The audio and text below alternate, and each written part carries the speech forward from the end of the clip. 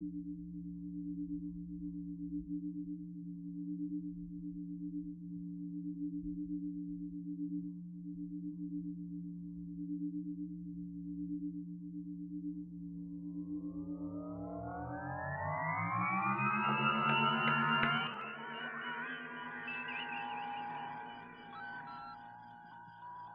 we go. Hello, live stream. Hello. So we're setting up for Unfilter 245. 245. Pretty excited about that. As those things go.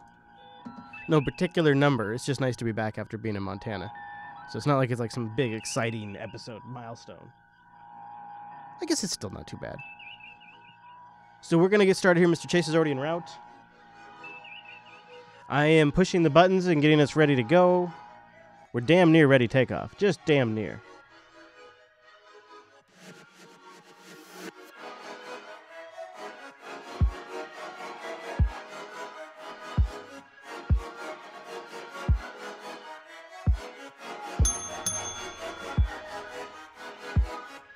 Hello. Hello, Mr. Lou. Hello, Veritunda. Hello, 10105. Mr. Arch Uber Valley, good to see you in the house. God bless America. Good evening to you. It's good to see you guys.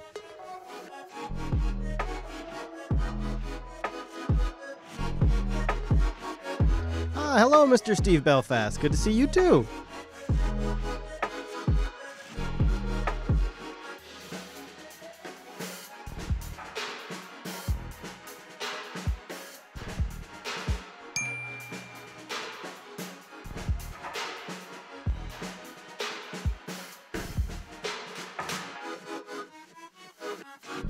Okay. I don't think I'm going to use this song in the overtime. I was just testing that song out. I don't think I'm going to use it. It's too all over the place. Let's keep searching. Nope. No. Actually, go back one.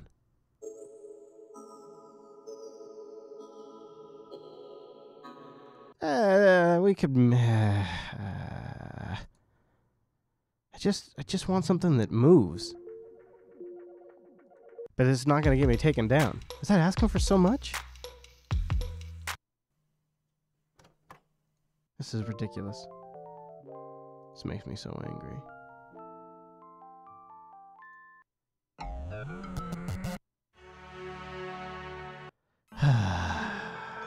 This is not your problem. This is my problem. I don't mean to put this out on you. I'm sorry about that. But the thing is I just find that good music is hard to come by.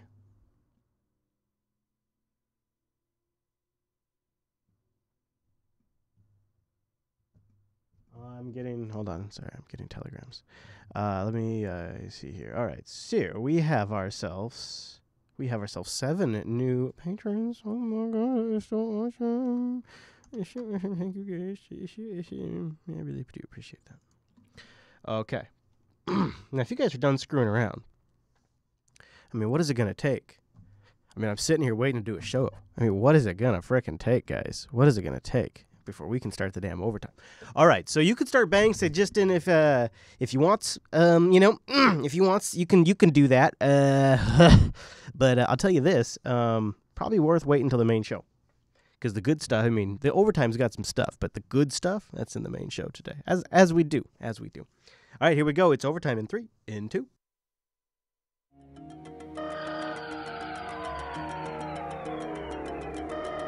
Oh, the show's not over yet. You might say it's just getting started. It's the Unfiltered Overtime, brought to you by patreon.com/unfiltered. No sponsors, just our listeners. Patreon.com/unfiltered. Thanks to you guys, we have 7 new subscribers helping us get to our next milestone. This week, James, Am, Sinner, Odd. And I know that each of you understand you have the power. Stay woke. Fritz, Corey, and Cameron are all staying woke this week. I love it. That's my new thing. Thank you guys very much for trying to get to that new milestone. This segment is dedicated to you, everyone considering. It's going to be some additional coverage this week on stuff that I want to follow up from the main show. A couple of things we're going to track in the overtime. Like overtime specific stuff. So if you're sticking around for the rest of the show, I think we'll have a good one for you. Now, right off the top here, I just want to remind you that we're going for a supplemental goal. Trying to get to additional shows per week. Patreon.com/unfilter. If you've gotten some value so far from this week's episode, please consider going over there. Also, the whole entire live stream, the whole full live stream, whenever YouTube allows, is posted over there for everybody. You're at about around the halfway mark right now. You could still catch more of the show. And we the stuff in between overtime and the main show and whatnot gets posted over there.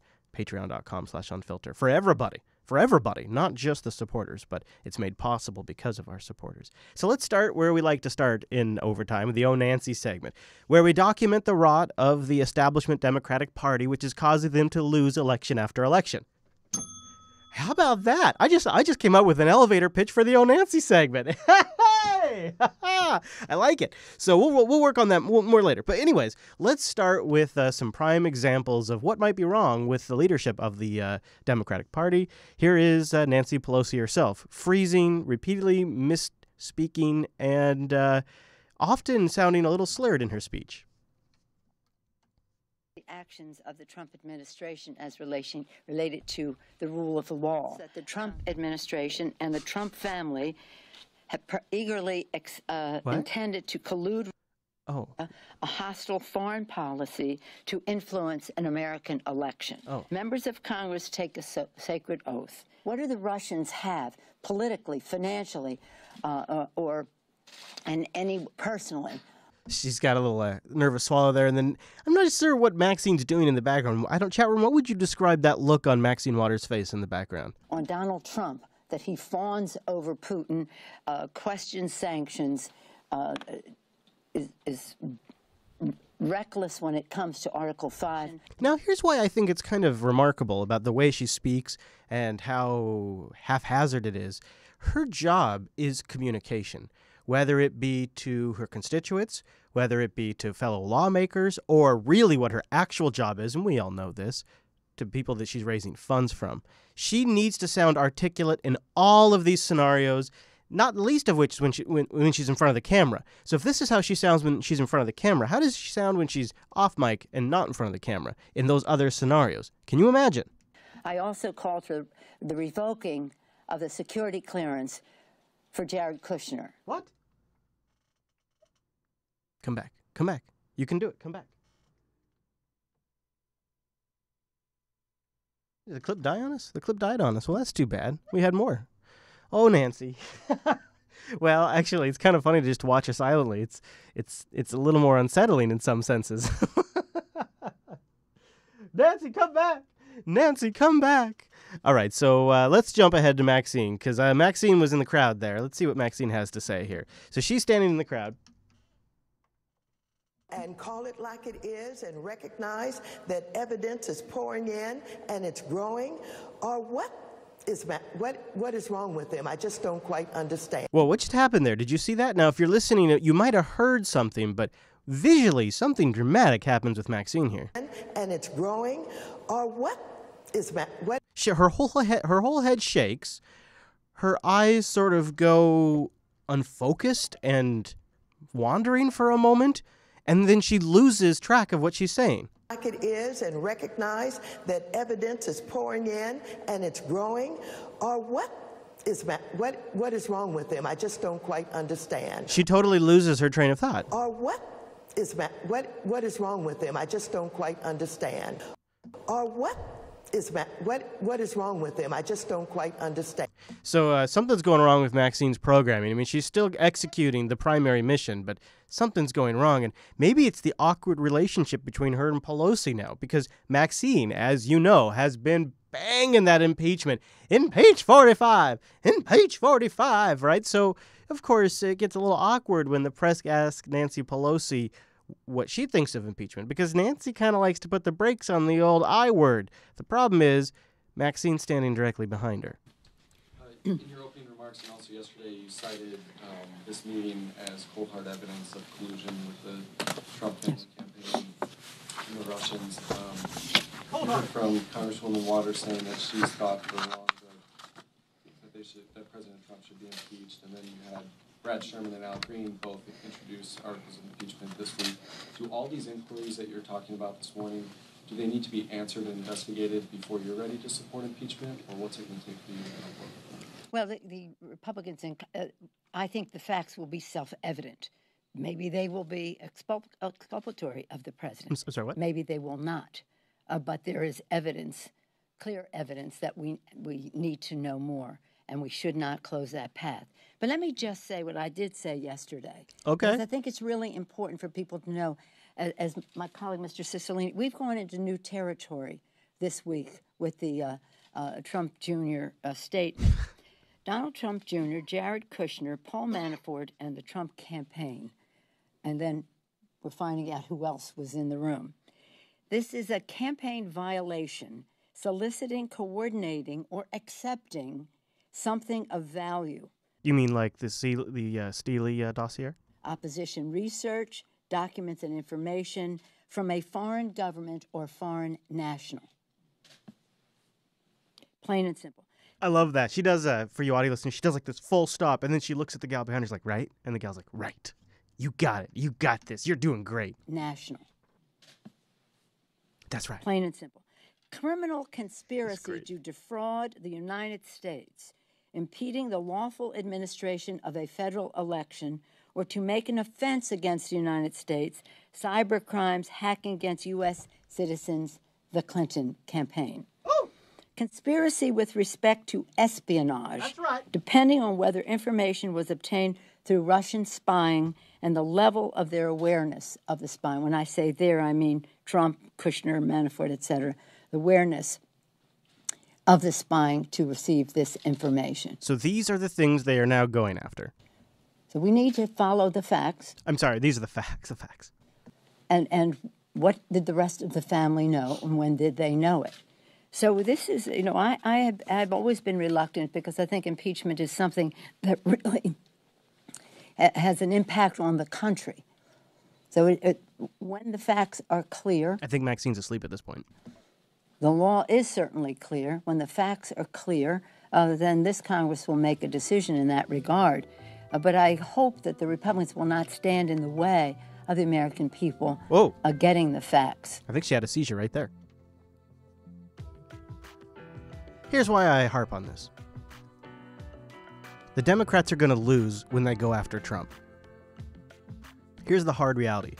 Trump was elected. It wasn't Putin. It was the people. He was a populist candidate, and he wasn't Bernie Sanders. He was the other one, and he was elected. If you focus on the middle class, on economic issues, if you focus on the people, you'll do better. Stop going after Trump and focus on your own message. And they're starting to get it. One of the guys I go after a lot on this segment is Schumer, and he's out there trying to spread a new message of the party. The beginning. Week after week, month after month, we're going to roll out specific pieces here that are quite different than the Democratic Party you heard in the past. So what he's saying right there is that they're going to message the media week after week until 2018. So expect another thing about a new platform piece from the Democratic Party to come out in different methods. It's not going to be the same thing every single week, but you're going to hear a lot of messaging about what the new Democrats stand for. And I think Hillary is going to take a bit of nose punching in this process. That's my suspicion. You heard in the past. We were too cautious.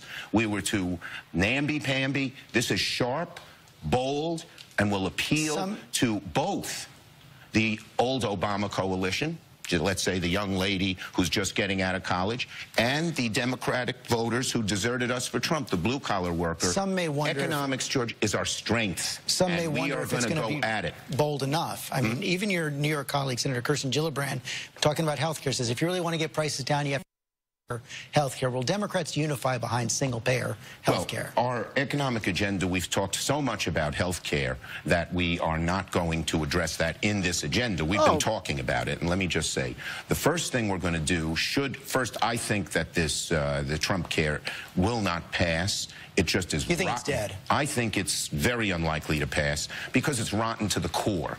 People are not for reducing taxes on rich people or getting rid of Medicaid, which is a very, very middle class now thing, as well as for poor people. So the first things we're going to propose, if the Republicans hopefully will join us once they abandon this rotten bill, is some cost sharing, which the insurance companies say will help bring down premiums and stabilize the market. Something else that Republicans have often supported, which is reinsurance, proposed by Tom Carper and Tim Kaine. And Claire McCaskill's proposed something in the Bexar counties, B-A-R-E. If you can't get insurance in those counties, you can get the same kind of health insurance we get. Then we're going to look at broader things. Single payer is one of them. So that is on the table? Medicare, well, sure, many things are on the table. Medicare for people above 55 is on the table. Buy-in to Medicare is on the table. Buy-in to Medicaid is on the table. In other words, buy us off. Buy us off, depending on which way you want us to go.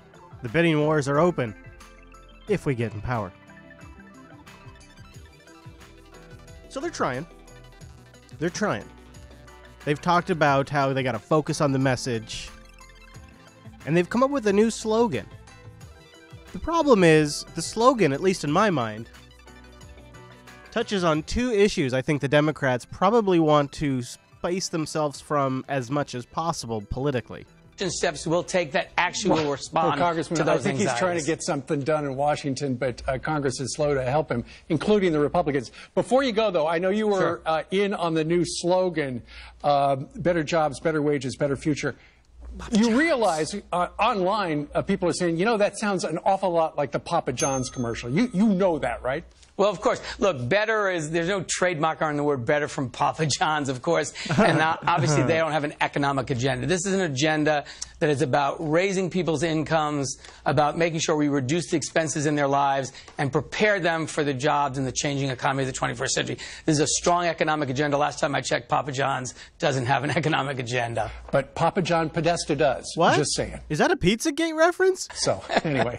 I think that might have been a Pizzagate. Well, hold on. Let's go back here. Was that a... Well, hold on now. In the changing economy of the 21st century. This is a strong economic agenda. Last time I checked, Papa John's doesn't have an economic agenda. But Papa John Podesta does. Just saying. So, anyway. Thanks for having me. You bet. Congressman David Cicilline from the great state.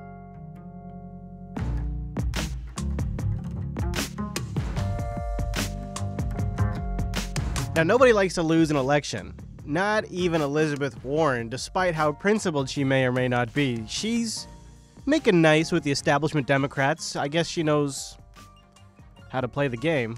So she's cozying up with your Schumers and your Pelosi's.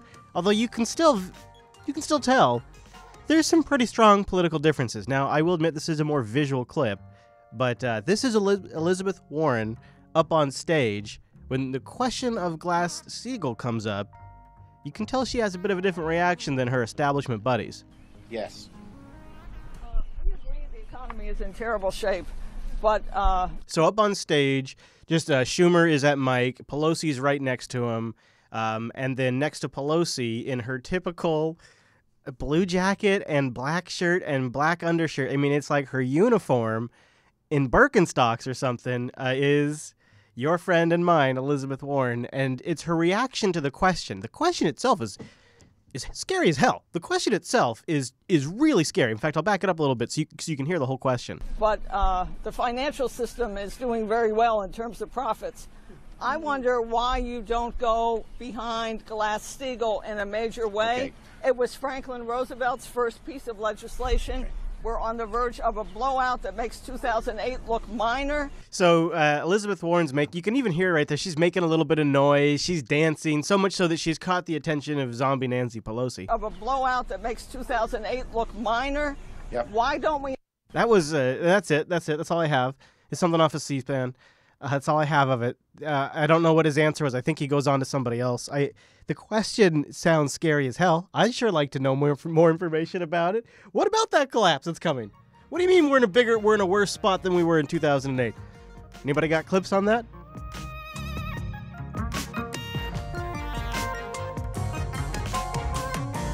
So Joe Scarborough and Mika Brzezinski, which Brzezinski is an interesting name you might want to Google if you're not familiar with that. Anyways, they're engaged or whatever the hell. You probably have heard the story. She cheated on her significant other. He cheated on his significant other. They became lovers. Doesn't really matter. We haven't talked about it on the show because it's stupid drama. But Now it has foul into my purvey, because there is something they're doing from a media production standpoint, which I must point out to you, dear friends, because they're trying to fool you. MSNBC is trying to cover up a scandal. Today. What's the date, guys? What is July 25th. 25. 6 months July into the presidency. 25th. July the 25th. Now, what's happening here is the gentleman on the far right is in the MSNBC home office, where Morning Joe normally takes place. Mika Brzezinski and Joe Scarborough are a mere 100 yards apart, but the MSNBC staff has sent 2 different production crews, one for each anchor, to make it look like they are in different studios. They even have it on paper that they're in different studios. So the whole thing looks legit because they're scrambling to cover up the fact that these two are out romanticizing about. There's books involved. Like there's a whole bunch of stuff I have linked in the show notes. Well, one link, but a whole bunch of stuff in that link about what's going on. And it's pathetic the way the mainstream media tries to lie to you in every single way. This is a construct that they are creating to make it look like these two anchors are apart. When in reality, they're in the same space on vacation together, but they're afraid that if you knew that, you would be perhaps interpreting this information differently or the way they interact differently. I'm not sure. Anyways, the clip's interesting. 6 months July into the presidency. 25th. July the 25th. Circle it on your calendar. This guy is spinning wildly out of control. He's watching TV. I know you never watch this show, Donald, but whatever show you're watching is making you crazy. Not crazy. I don't think you're crazy, but it's making you act crazy. Now, Mika's trying to get him to shut up. Joe, stop. Joe, we get in trouble when this happens. So you really need to turn to Sports Center. Joe, don't rock the boat while we're on vacation. And you need to stop watching because these tweets make you look really bad. You see how she's looking off to the side too? Mika's looking off. She's getting cues like this has got to stop. Hey, look, the corporate office is going above and beyond to cover up the fact that you two are going around the country and going around all over the world sleeping together. The least you could do is play ball and stop getting us in trouble with the president. Really bad. Harold Ford. So let's move on and let's hope that right now he's also the guy on the right's also trying to stop Joe. This is really awkward. Hearing da-da-da, da-da-da, instead of Morning Joe, because it's seriously not in the best interest of the United States of America, our allies, or the world at large if the president watches Morning Joe. He needs to stop. Harold, I am 100% serious. He needs to stop watching this show. And anything Harold, else? I would agree, but it shows the influence of the show, which is positive. Harold, thanks for Of course they spin it there at the end. Harold, it shows the influence of the show, which is a positive. It shows the influence of the show. Oh, that's how they justify it to themselves, right there. Right there. Oh, that's nice. That's nice. Yeah, that is definitely awkward, Joe. We got a little more Russia stuff. Let's do it. Let's do it. I feel like we screwed around for a bit. Let's get to some news here. There's, of course, more discussion about sanctions to be had. This is getting a lot of attention here today. You really get the sense that it's something of an inflection point in how Russia views the Trump administration. One newspaper headline in a Russian business daily today put it quite succinctly. They said if Congress introduces sanctions, the Trump administration will be useless to Russia. So that really makes that quite clear. But the question now turns to what it is they're going to do about it. Talk about retaliation has been stepping up here. Of course, Trump has no option but to sign that bill, and then he politically removes that responsibility. He can then tell Moscow, look, my hands are tied. And he also makes people happy that keep saying Russia, Russia, Russia, Russia, Russia. Excited and honored to do it. Let's move on to some of the big issues of the week. The House and the Senate seem to have come to an agreement yesterday on a bill with tough sanctions for Russia. It also restricts the president's ability to lift those sanctions, add sanctions for Iran and North Korea. Will the president sign that bill? Look, the administration is supportive of being tough on Russia. So we have some serious mission creep here. So there has been no conclusion to any investigation. We've said there's been Russian interference, but we haven't identified how and to what extent.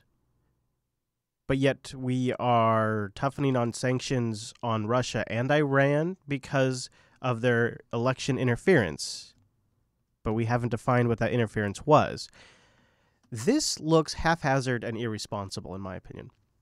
Like, if you could remove yourself from the United States, if you're a U.S. citizen, if you could go take yourself and objectively place yourselves outside the bubble of influence that is the U.S. and the U.S. media, and you looked at this as an action in on its own self, this seems like an obvious political move. This is part of the sanctions remove Trump's ability to change the sanctions, so they're taking power away from the presidency in doing so, which is not generally a very popular thing, at least for the president. And they're claiming that these sanctions are a result of Russian interference with the election. But we haven't defined that. But yet we're taking these dramatic steps against another world power, a well-armed world power. It seems to me that we are demonstrating an irrational behavior to the rest of the world. What to us seems like a hard punishment on Putin could be interpreted by the rest of the world as brash, irrational, rushed sanctions that hurt Russia and they hurt companies in Europe. They make it harder for certain companies in Europe to do business with Russia and make it easier for those companies to do business with the U.S. Are you sensing a pattern here? And people are aware of that. So there is going to be some sort of blowback, some sort of perception shift on the world stage after these go through. To lift those sanctions, add sanctions for Iran and North Korea. Will the president sign that bill? Look, the administration is supportive of being tough on Russia, particularly in putting these sanctions in place. The original piece of legislation was poorly written, but we were able to work with the House and Senate, and the administration is happy with the ability to do that and make those changes. And inside the U.S., you are a crazy person if you don't think these sanctions are real and justified. You're crazy. You're nuts. You're obviously some sort of nut job. What's funny is people slam Trump as a nationalist, especially the left. Trump's a nationalist. Bannon's a nationalist. He's being advised by a nationalist. This is a nationalist move, and this is being pushed by a liberal agenda. The Russia hate is a nationalist thing to do that is being driven by the left. So while the right gets slammed as a nationalist because of their immigration policies, their foreign affairs, but the left is no better. The left is no better here. These sanctions are a nationalist move. We are punishing another world, another power that we have not actually proven their guilt yet. We are assigning the punishment before we have proven the guilt. Seems like that's embarrassing, especially because we claim to be a nation of laws. It's embarrassing. And I'm not anti-sanctions. I'm sure I'm going to get a lot of shit for this because this is even just a crazy thing to suggest. It's not that I'm anti-sanctions. It seems really simple to me. Is you prove the guilt, you explicitly outline what these sanctions are for, you target the people that are responsible for those things that you've outlined, and then you pass the sanctions, and it's a slam dunk. And then you're proving to the world that we have a process and that we follow it and that we are indeed a nation of laws, and you are proving that America eventually gets to the bottom of what happened and goes after people. Right now, all we are proving is irrational, short-sighted behavior for our own political interests and most likely business interests. It's just hard to watch. Kremlin is closely following developments in Washington on the Russia investigation. Charlie D'Agata is in Moscow with reaction this morning to Jared Kushner's statements about his contacts with the Russians. Charlie, good morning.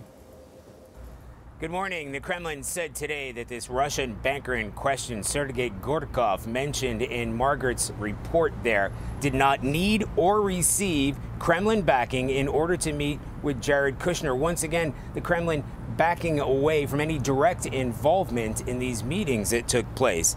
As for Ambassador Sergei Kislyak, former Ambassador Kislyak, he's gone to ground after returning to Russia a few days ago. A much more pressing matter for the Russians today is the question of sanctions, further sanctions, and strengthening those already in place. Yesterday, Kremlin spokesman Dmitry Peskov warned that talks aimed at imposing further sanctions would prove harmful and counterproductive not just to Russia, but to the United States and to European partners who are involved in large-scale projects, primarily in the energy sector. As per President Vladimir Putin, he's now meeting with Iraqi Vice President Nouri al-Maliki today. We may hear from him later. But again, the main issue is focusing on these sanctions, the debates taking place in Washington, and the impact that they may have on the already strained relationship between the United States and Russia. Gail? Got it. Charlie D'Agata reporting from Moscow. Thank you.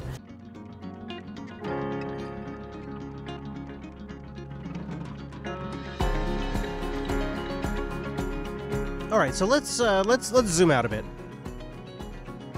That got rough. That got down there. See, we got to ebb and flow. Let's ebb and flow.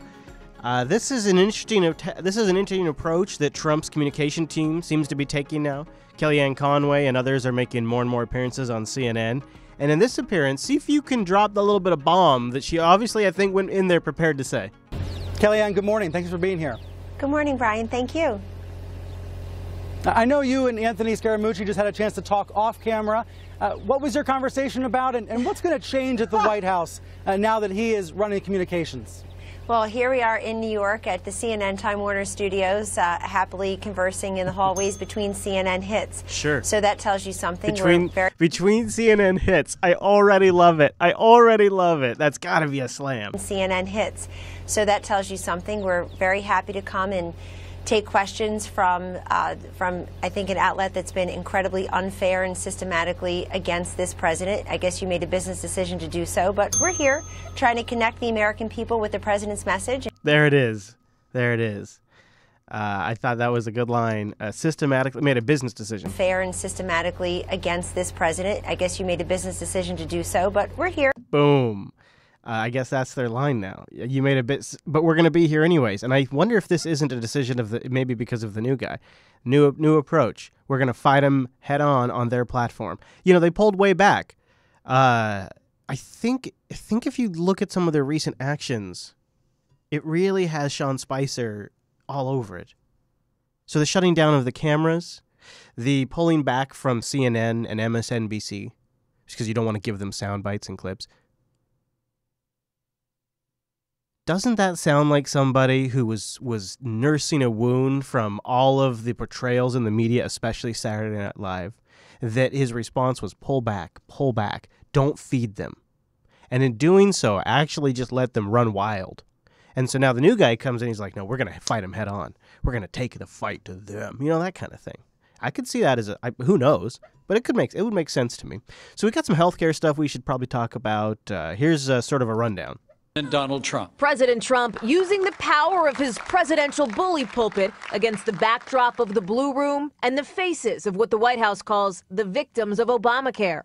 It was a big, fat, ugly lie. With doom and gloom declarations, the president railed against the law of the land, not surprisingly swiping at Democrats. They run out, they say death, death, death. Well, Obamacare is death. But he saved a punch for his own party, too. So far, Senate Republicans have not done their job in ending the Obamacare nightmare. This is too little, too late. And what you're seeing now is a lot of kabuki dance in which the president is saying the buck does not stop with me on health care. The president's message meant for Capitol Hill, where Senate leaders say they will vote tomorrow to start debate on a bill. It's just not clear what that bill will look like. Option 1, repeal Obamacare now and replace it later, but that might not have enough support to pass. Option 2 could have even less. Repeal and replace at the same time. All right, so let's. This is a little bit behind, so let's catch up. In the middle. Oh, hi there. Sorry about that. In the middle of all of this, Senator John McCain had big news that sort of derailed the discussion for a bit. Big news. We begin, though, with some truly sad and shocking news about Senator and former presidential candidate John McCain. CNN chief medical correspondent Dr. Sanjay Gupta joins us now. Sanjay, what have you learned? With Senator McCain's permission, I spoke to his doctors at the Mayo Clinic earlier today, and they said that operation that he had on Friday revealed that he has a glioblastoma. That is an aggressive type of brain cancer. That was what was causing his problems, what they operated on right above his left eye, as you may remember, Anderson. After this announcement, it kicked off a series of stories about John McCain.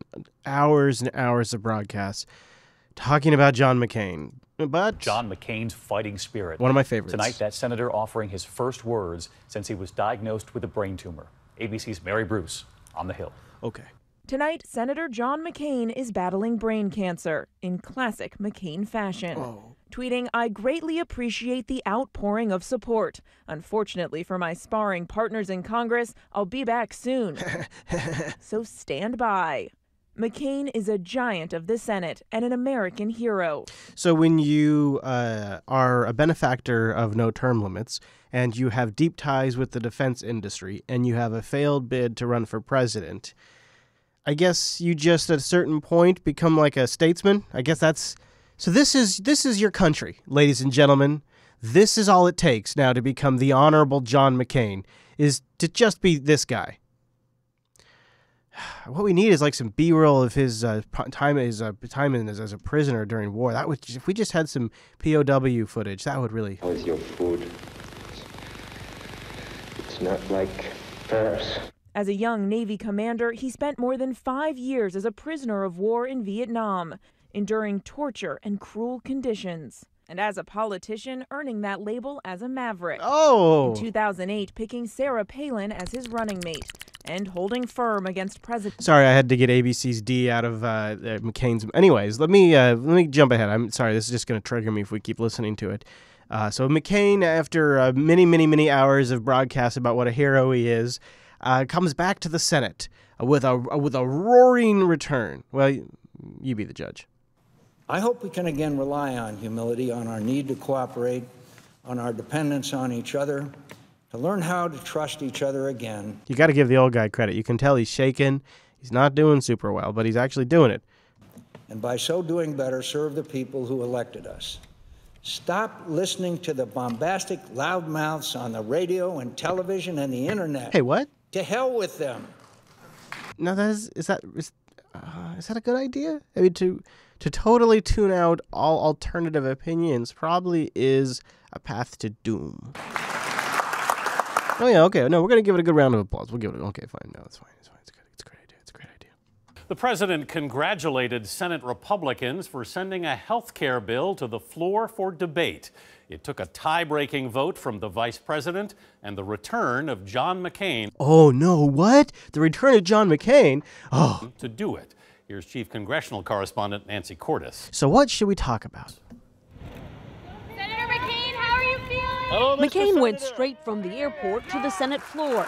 Oh, man. Let's do, another shot of that. Crucial vote to Let's get another shot of that applause. Yeah, we've got to get that again. Mr. McCain. Yeah, loop it. Before unleashing some straight talk about its long-term Oh, shit, did they say that? I will not vote for this bill as it is today. What a maverick. Boy, he sounds strong, doesn't he? Sound so strong. What a maverick. It's a shell of a bill right now. We all know that. We've tried to do this by coming up with a proposal behind closed doors. Yeah, that's how you do everything. In consultation with the administration, then springing it on skeptical members, trying to convince them that it's better than nothing. That it's better than nothing? I don't think that's going to work in the end, and probably shouldn't. McCain was diagnosed last week with hero shot with an aggressive form of brain cancer. As protests popped up across the U.S. Capitol today, the 80-year-old senator said it's not too late to chart a different course. We've been spinning our wheels on too many important issues because we keep trying to find a way to win without help from across the aisle. You know what's funny is that son of a bitch right there is the guy that passed that Steele dossier onto the FBI that really started the whole snowball of this Russia investigation. So it's kind of ironic that this partisan son of a bitch is sitting here condemning all of them for spinning their wheels when he may be single-handedly responsible for kicking off one of the largest wastes of government's time in recent memory. Hold hearings. Try to report a bill out of committee with contributions from both sides. Yeah, we clap this. This is what we clap to. The Senate is capable of that. You guys can do it.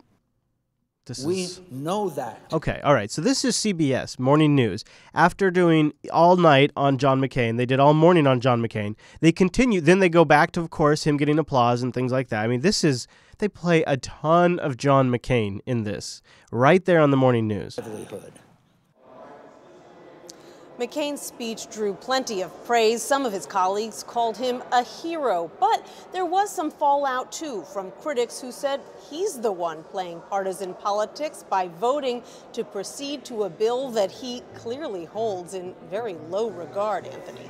Nancy Cordes at the Capitol. Thank you, Nancy. It's good to see John, though. It's good to see John. Lots of clips of John McCain. That's good. It's good to see that. One more? The Republican-led Senate's first vote to repeal and replace the Affordable Care Act suffered a bipartisan rebuke. And guess what the entire thing is about? You'll never, ever guess. Oh, my gosh, the next day, guess what it's about? It's about John McCain. Nothing done, my friends. We're getting nothing done. They just ran McCain and McCain and McCain and McCain. Like, wall-to-wall McCain. Jeez. Anyways, guess he's a national hero or something. Gotta love our media. You gotta love it. There's a funny moment. The State Department spokeswoman is a former Fox News host, so I'd like to check in from time to time just to see how she's doing. And this is kind of an adorable moment, really. Sir, hi. Oh. With the beard. Hi. Thank you. With the beard. Hi, you. Yeah, you. Are you? What's your name? My name is Grigory Dubovitsky. I'm from Russian news agency RIA Novosti. Oh, she has the double blink. Oh, shit, look. Just a quick one. She's getting better. Remember last time she had like a real towel? This time it's like, oh, fuck this guy. Dubovitsky. I'm from Russian news agency RIA Novosti. Oh, shit, let's just do a show of hands here. How many of you sons of bitches are going to be trolling me? How many folks do we have from Russian media? How many of you sons of bitches? 1, 2, 3. Wow. Okay, got it. All right. So the question about Syria. See, freedom of the press. It's a good thing, isn't it? Yes, it is. We love that. So welcome. Okay, so my question is... They're everywhere. Collusion. Nobody holds a press conference like Spicy Sean, though. Nobody does. Nobody rocks it like the Sean does. Here's a few of his best moments. Shannon, Glenn, this isn't a TV program. We're gonna, Shannon, okay, you don't get to just yell out questions. We're gonna raise our hand like big boys and girls. This was the largest audience to ever witness an inauguration, period, both in person and around the globe. The other day, he sat down with Martin Luther King Jr. I would call him a civil rights leader. Someone as despicable as Hitler, who didn't even sink to using chemical weapons. We brought him into the Holocaust Center. I understand that. If the president puts Russian salad dressing on his salad tonight, somehow that's a Russian connection. There's so many good ones. So many good ones. Gonna miss Spicy. Never enjoyed a press conference like I did with Spicy. You did good, Spicy. You did good. Then you got those that reported on Spicy. They have a pretty high opinion of themselves too. But nobody has a high enough opinion. Nobody is high like Jim Acosta. He's got the highest of high opinions of himself. He's doing America's work over there, and he's here to report on Jim Acosta. I could have held up my phone today, Anderson, and tried to record the press secretary, Sean Spicer, speaking to us today. Unfortunately, at this White House, we wouldn't have the video or the audio to show you the answer and play it for you. What would have happened to me had I done that? Would they have hauled us off? What we're witnessing right now is just this erosion of our freedoms because of the stonewalling that we're getting over here at the White House. To me, just made this entire spectacle seem like a fake news conference. That's the White House behind me. The White House. Good job. Can you give us a question? Don't be You're rude. attacking us. Can you give us a question? Don't be rude. Can you give us a question? It's bizarre. I don't know what world we're living in right now, Brooke, and they won't answer these questions on camera. Would they have hauled us off? Taken our press credentials? I don't know. That's just sort of the upside down world that we're living in right now, where I don't know why everybody is going along with this. It just doesn't make any sense to me. Sean, can you answer whether the president still believes the question? There's no camera on Jim. And it just feels like we're sort of slowly but surely being dragged into what is a new normal. Maybe we should turn the cameras on, Sean. Why don't we turn the cameras on? Why don't we turn the cameras on? Fake news. Sir, go ahead. Can you state categorically that nobody... No, Mr. President-elect, that's not appropriate. Oh, man, I love that one. I love that one. Yeah, that was good. Jim Acosta's really kind of a winner over there. Then we'll end on a musical note here. Of course, all of us growing up here in the U.S. of A., we recognize the Star-Spangled Banner when we hear it. We'd never mistake it for anything else, unless you're a CNN anchor. You know, Nick, I'm glad that Jeff brought that up because fighting ISIS has been key in terms of our partnership with France. I mean, France has been a key strategic ally and an ally on the ground for the United States in fighting ISIS. Do you believe that Syria is the area where these two men share the most common ground and share to gain the most? Now, you might be thinking, wait, is she mistaking the Star-Spangled Banner for the French national anthem? She couldn't be. No, I must be misunderstanding. No, you're correct. Your suspicions are actually correct. This CNN anchor is mistaking the Star-Spangled Banner for the French national anthem right now. From their relationship. And before you answer that, let's just listen into the French national anthem for just a moment.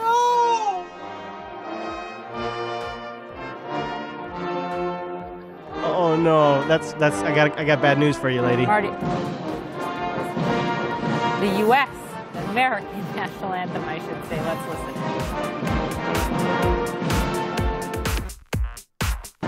Oh, that's embarrassing. That's embarrassing. I've said some dumb stuff before, but that's bad. That's bad. All right, that brings us to the end of the overtime. Thank you very much for joining us. There'll be more on the live stream if you're catching the live version or the recording. See you next week.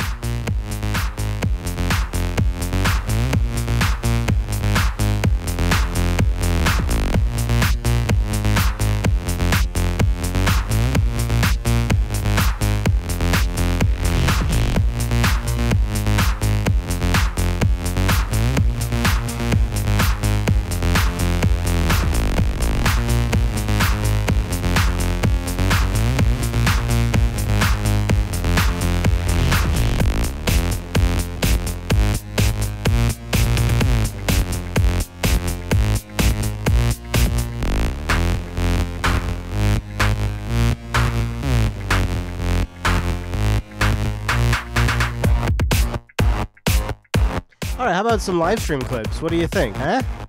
Huh? How about a little more Scarborough for a minute? Washington Post column out today. That's what I talked about, why I left the Republican Party, and said this party would be unrecognizable to William Buckley or Ronald Reagan or so many other Republicans. The conservatives are supposed to be for smaller and more responsible government. They're supposed to be for a rational foreign policy. And Bob Costa, if you go back, forget about Donald Trump for 1 second. You go back when George W. Bush was president of the United States. He promised to be a small government conservative, and he talked about a very restrained foreign policy.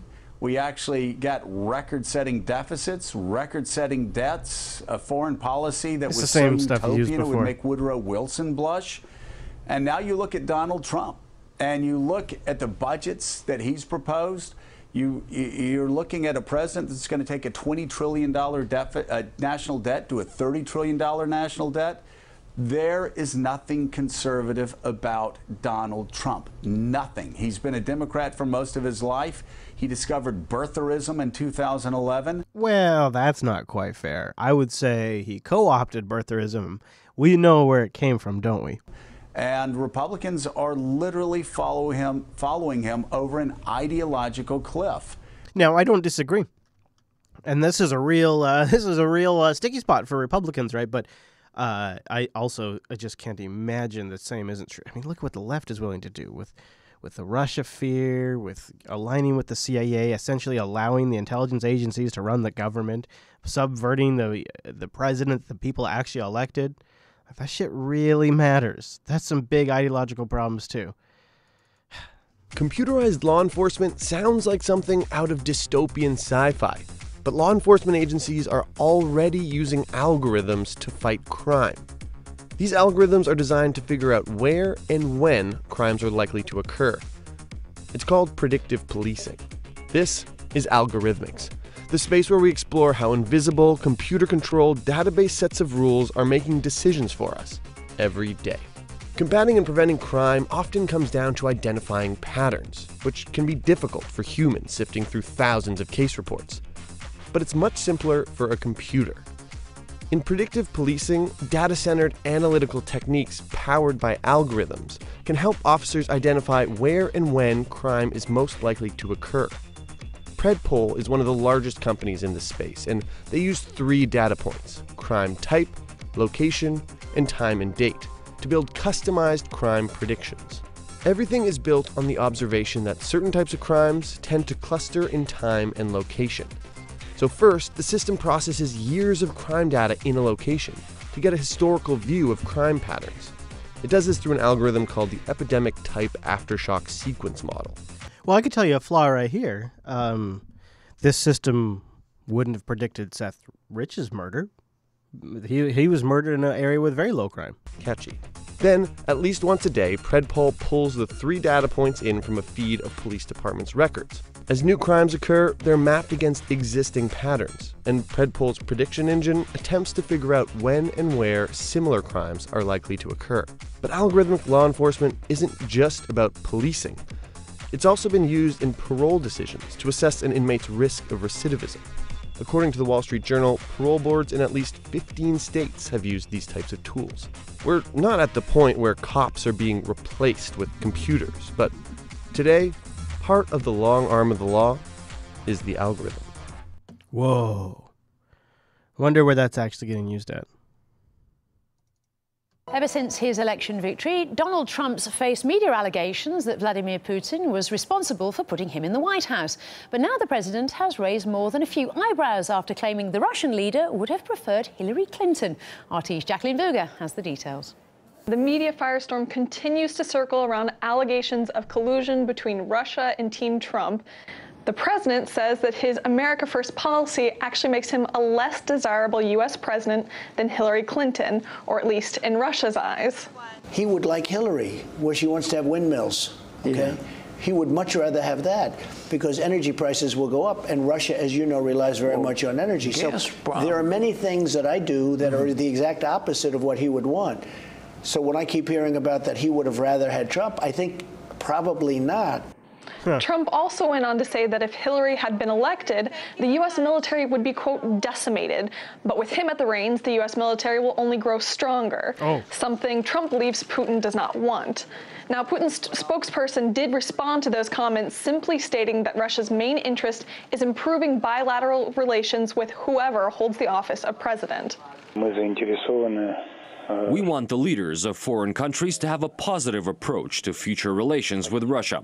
We welcome everyone with that same position. But again, Russia has never interfered, is not interfering, and is not going to interfere in other countries' internal affairs. A country's leadership is not elected because of someone's influence, but by the people who live in that country.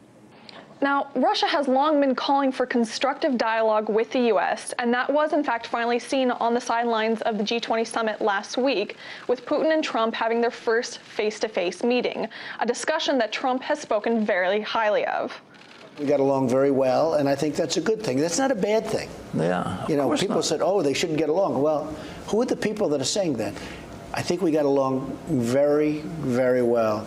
During that interview, Trump also stressed the need for further communication with Moscow in order to work together on issues like the Syria ceasefire that they brokered with Jordan to further shared interests. So let's hope that can happen. What do you think, chat room?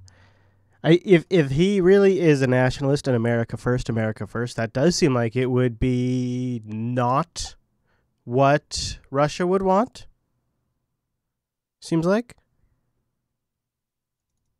At the time. You know, it's also very interesting. I mean, and this was what I was trying to point out earlier in the program today, my opening monologue. I mean, Roland Scarborough, very well-renowned reporter, Washington Times, and he writes this piece today. Christopher Steele, he's the former British intel guy.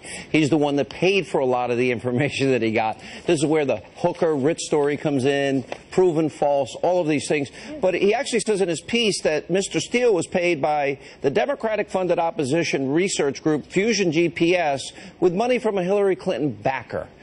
So if they're getting information from Russia in that particular case, or you can even add to that the Uranium One deal. She signs off over $100 million kickback to the Clinton Foundation. There's something so fundamentally wrong here in terms of fundamental fairness in the media. And at some point, there seems that there's got to be more pushback, and that these stories have got to also penetrate the consciousness of the American people. The pushback's coming from the American people. Have you seen the approval ratings of the media lately? Yeah, that's true. And the ratings on shows and networks, not yours, Sean. By the way, congratulations on your incredible ratings. I think people are looking for an alternative because in addition to there being sort of a myopic, lemming-like, ants on a sugar cube mentality on this story by many in the media, there's just this culture of sameness. Everybody sounds the same. Do you realize that the President of the United States sat with the President of Russia less than a week ago for 2 hours and 15 minutes, and yet we're talking about this and not that?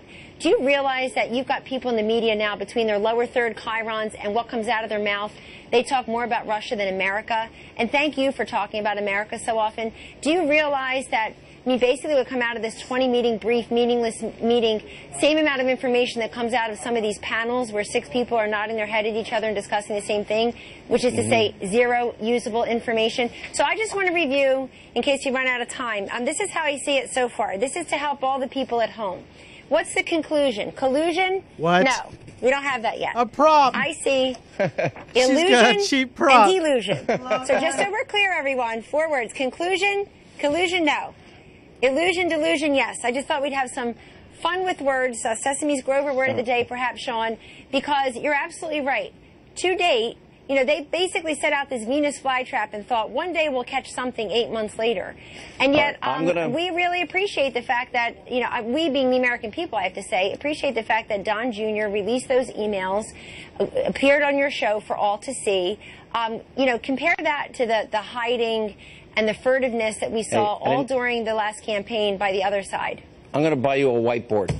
You're going to get a Rove whiteboard. All right, Kellyanne Conway So there you from go. the White. Kellyanne Conway is coming up with cheap props. That was worth the price of the clip, admit it. Let's see, what else could I throw at your faces just for you guys? Let's see here. They gave him life, but I can't do it. It sounds too stupid. I can't do it. Let's see, what else do we have here? What else do we have here? Let's go a little. We haven't done much world stuff. Moving on now, a number of mayors in Italy are taking action over the latest influx of migrants, saying the country's being overwhelmed. Just last week, another 8,000 refugees arrived ashore. The mayor of a small town in Sicily launched his protest after receiving a call warning him that 50 migrants were to be accommodated in an old hotel nearby. Sounds like a pretty screwed up situation. And I just keep coming back to, why aren't we talking about where they're all coming from and why they're coming from there? Why they're all coming. That seems really strange to me. Sticking in the world thread, though. Actually, let's do a few more in this. Let's do this. A correspondent from Russia's Sputnik news agency has been caught up in a gun battle in Mosul in Iraq while she was taking pictures of the mine-clearing operation in the historic part of the city. She managed to escape unharmed and shared her video with us.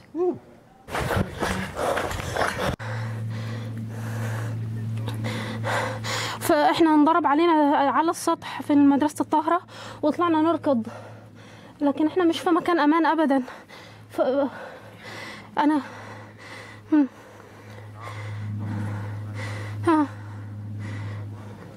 ايوه انصاب بس احنا يعني هو يعني قادر يوقف حتى الان. Probably doesn't translate too well. I suppose not too many of you are probably watching this in audio on the live stream though, so I guess I don't have to worry about that too much.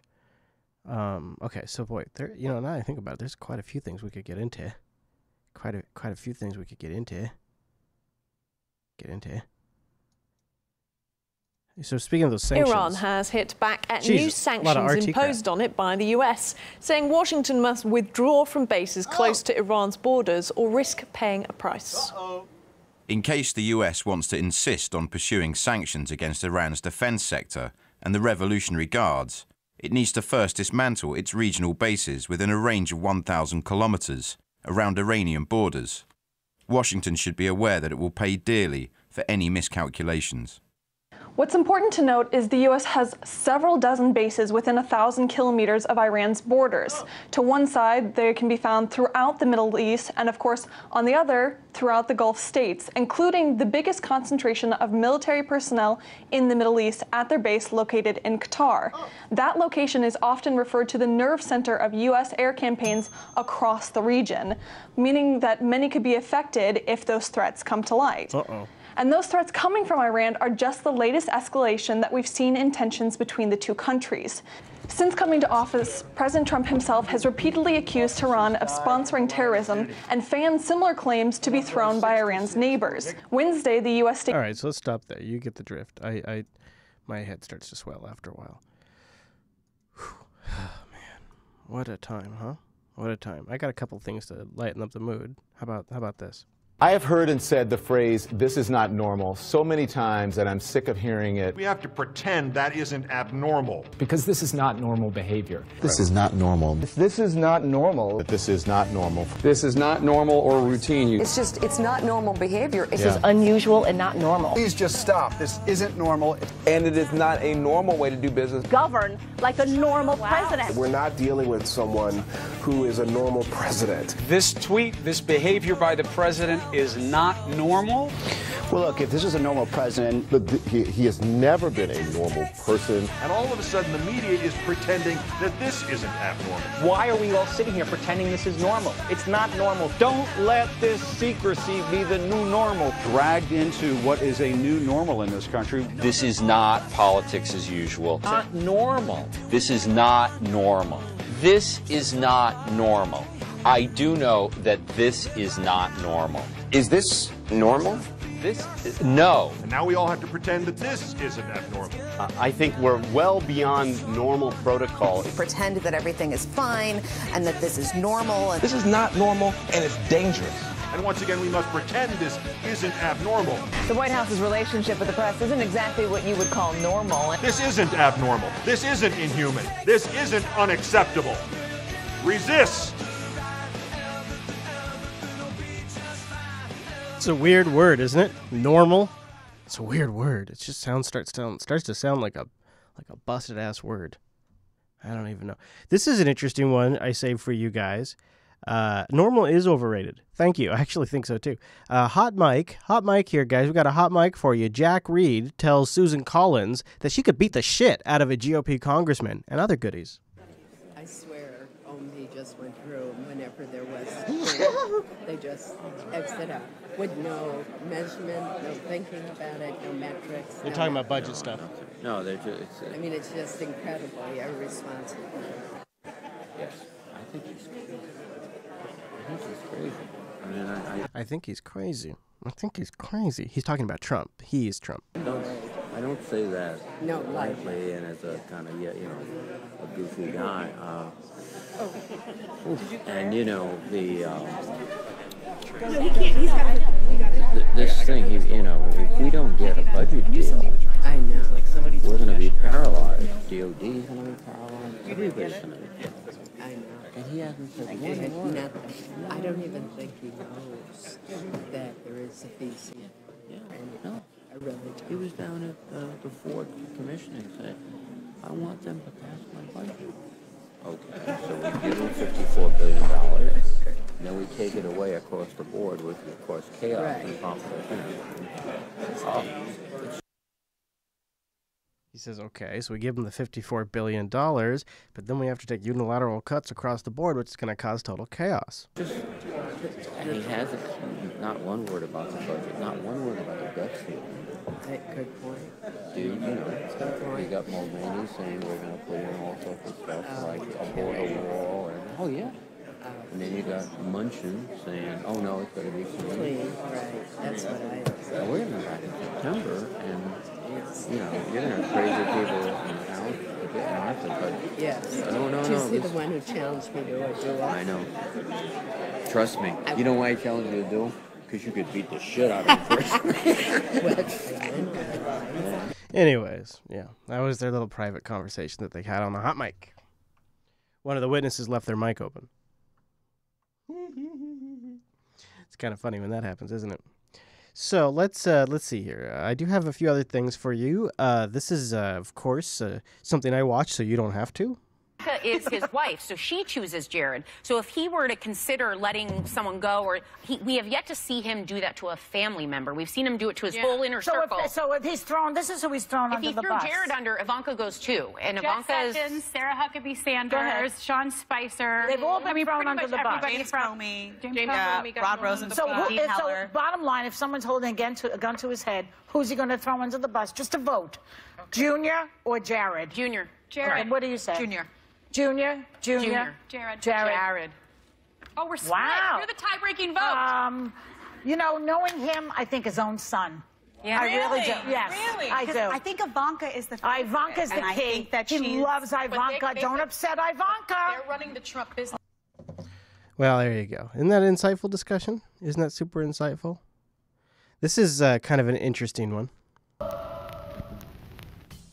Michael Smerconish has a show on CNN called Smerconish. He just did a segment with a banner that read, International Intervention.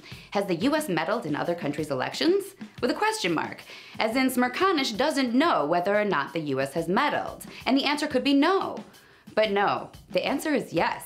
Yes, we have meddled. In the segment, Smerconish interviews Dr. Levin, a postdoctoral fellow at the Institute for Politics and Strategy at Carnegie Mellon. So, Dr. Levin is a very smart guy, and he did this extensive research about whether or not the US has ever meddled in any other country's elections.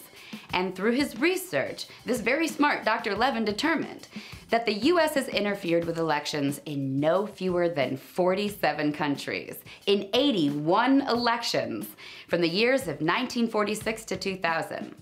And we're not talking about interfering with other countries' politics or economics through wars or whatever. That number would be much larger. We're only talking about actual proof of direct meddling in elections. And the US has done that over 80 times in Chile, Argentina, Israel, Japan, Brazil, Czechoslovakia, Ukraine, Russia, South Vietnam, Philippines, Iran. You get the picture, 47 countries. And we haven't always even been covert about it. More often than not, we've done it overtly for the world to see. So Dr. Levin is telling Smerconish this, and Smerconish is like blown away by these figures. And he actually says, wow, I don't want anyone to take away the message that election hacking is okay because we've done it. So he asks Dr. Levin to clarify that we've always done it for the right reasons. And Dr. Levin says, well, it kind of varies. And Smerconish just kind of writes it off as, well, sometimes we have to choose between the lesser of evils, I guess. Smerconish just can't wrap his head around the idea that maybe some might see the US's meddling as a bad thing too. There you go. She's a little hard to tolerate, but I thought that was actually pretty good. Now, a musical interlude to help reset the palate before the main show starts. Store, the paradigm of absolute control. And that's why we're just out here doing simple things, pointing out that we're meant to be in nature and be natural. And this is where we find the source that God made to transcend the New World Order. And that's why they want to try to keep us out of it. This is Alex Joan Rance, sung as an indie folk song.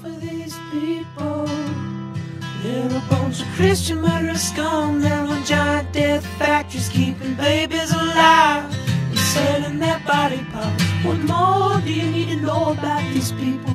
I go out and face these scum. They literally crawl out from under rocks. They have green looking skin and they run around screaming, we love Satan, we wanna eat babies. I have them on video. Hillary's in the creepy, weird, sick stuff, man.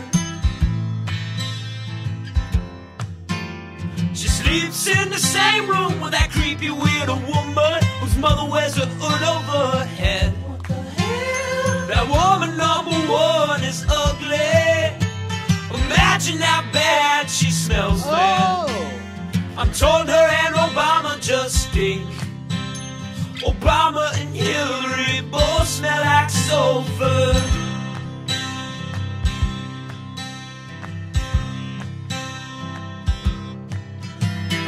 Literal vampire pot-bellied goblins are hobbling round coming after us. Must be fear it gets close to that evil and I feel it go.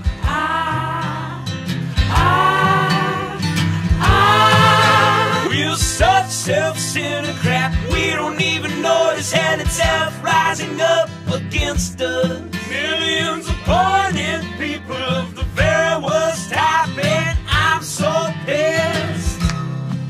We're gonna stab your daughter at the mall. We're gonna stab your wife, your son. We're gonna stab you with a butcher knife, and then the police chief is gonna say, we love our Somalis, we love our Muslims. Oh, they're so good, oh, they're so sweet. I was watching Fox News as I worked out this morning. Wasn't that nice? So there you go. Isn't that good? The channel, I don't know if, let me see if I have it in the metadata. We tried to stuff it in there, but I don't know if the program worked. Checking now. The channel was, I don't know how to even pronounce that channel.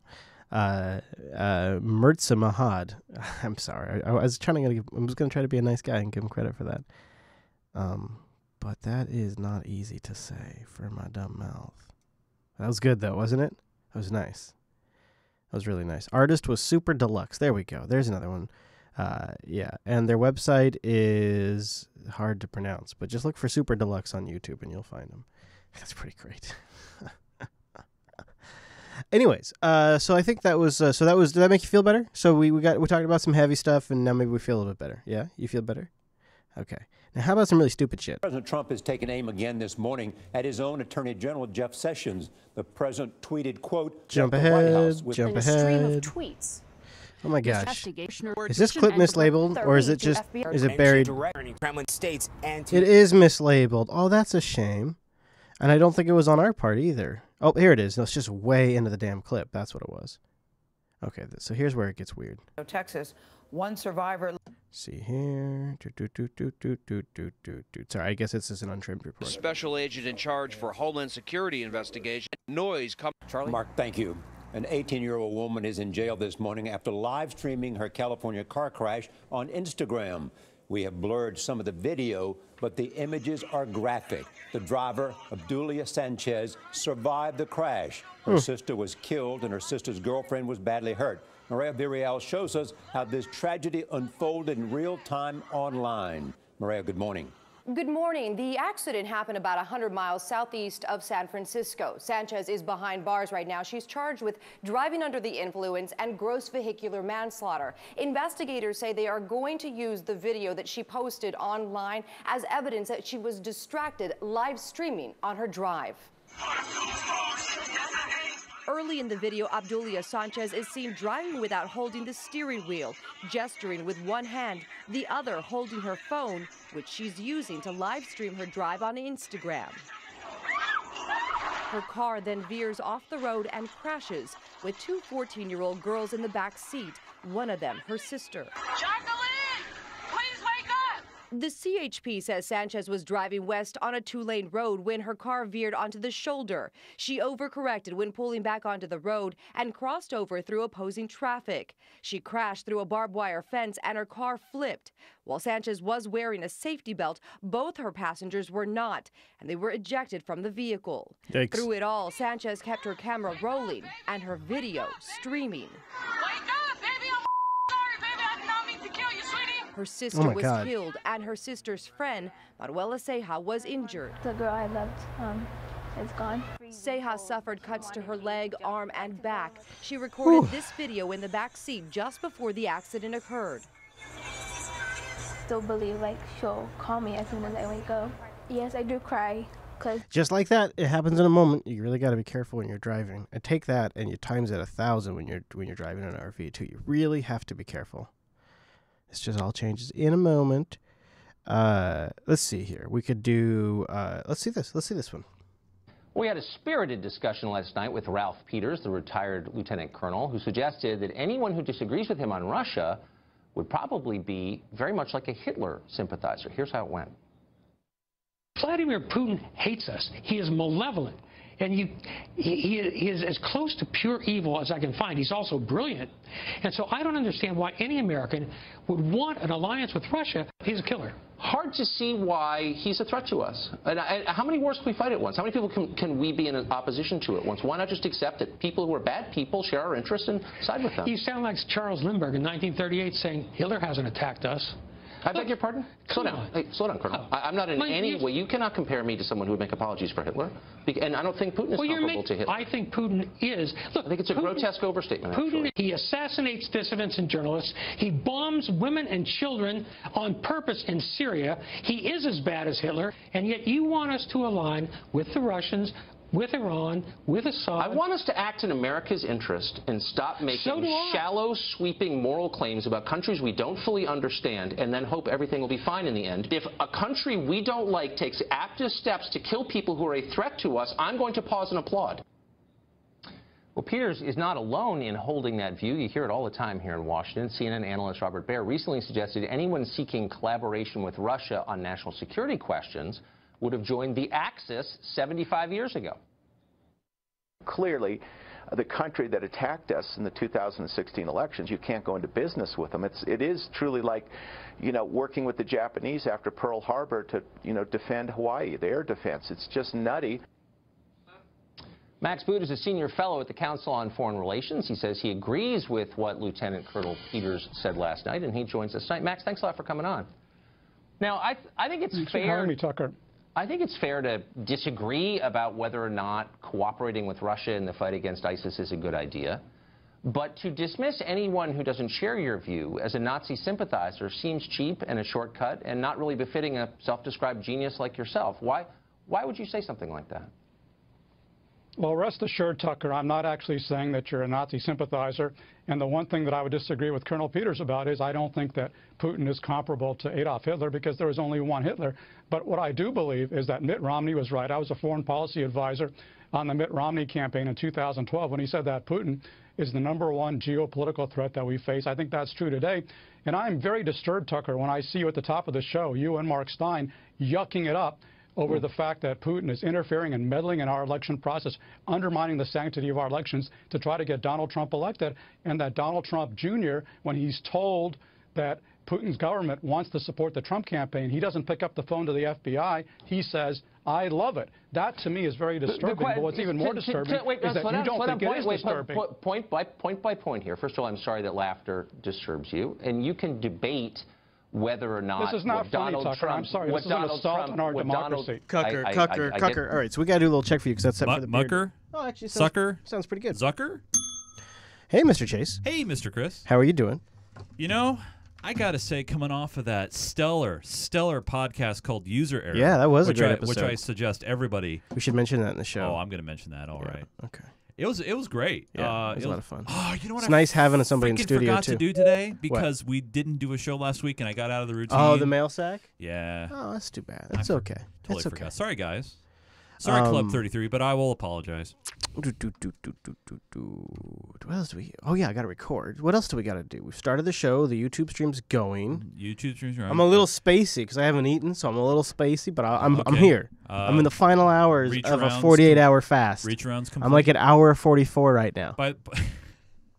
Shit. Wait, what hour am I at? Yeah, exactly. But by the way, you got that 8-second audio buffer? Yeah, just in case you swear. No. I'm talking about the on July 23rd. If you hold your hand at the wheel. I forgot all about that because we did it in my mind. Yeah. So we did it on User Error. Yeah. I'll go grab that. Yeah. On the Twitter, right? It's on the Twitters. By the way, so there's this guy. You guys need to check him out. Go to peoplebehavingbadly.com. Hello, Mr. Lou. People behaving badly. I met that guy, Mr. Stanley Roberts, today. I brought him into the station, gave him a tour. That guy, Mr. Stanley Roberts, has over like 60,000 subscribers on YouTube, 125,000 people on his fan page. And what he does is he does news segments for San Francisco affiliate KRN4. That's right there. You just passed it, buddy. Oh, is that it? Oh. That's it right there. I just realized, it's funny, I saw that, and I was distracted by it because I'm like... Beginning of July 23rd. That is a Final Cut 10 transition. That's all that is right there. It's just a built-in Final Cut. I didn't do that in Final Cut. Oh, you made this video? I did. Well, and what did you do it in? On my phone. Oh, really? Yeah, that's a cutout. That's a cutout thing in Final Cut. Yeah. Well, yeah.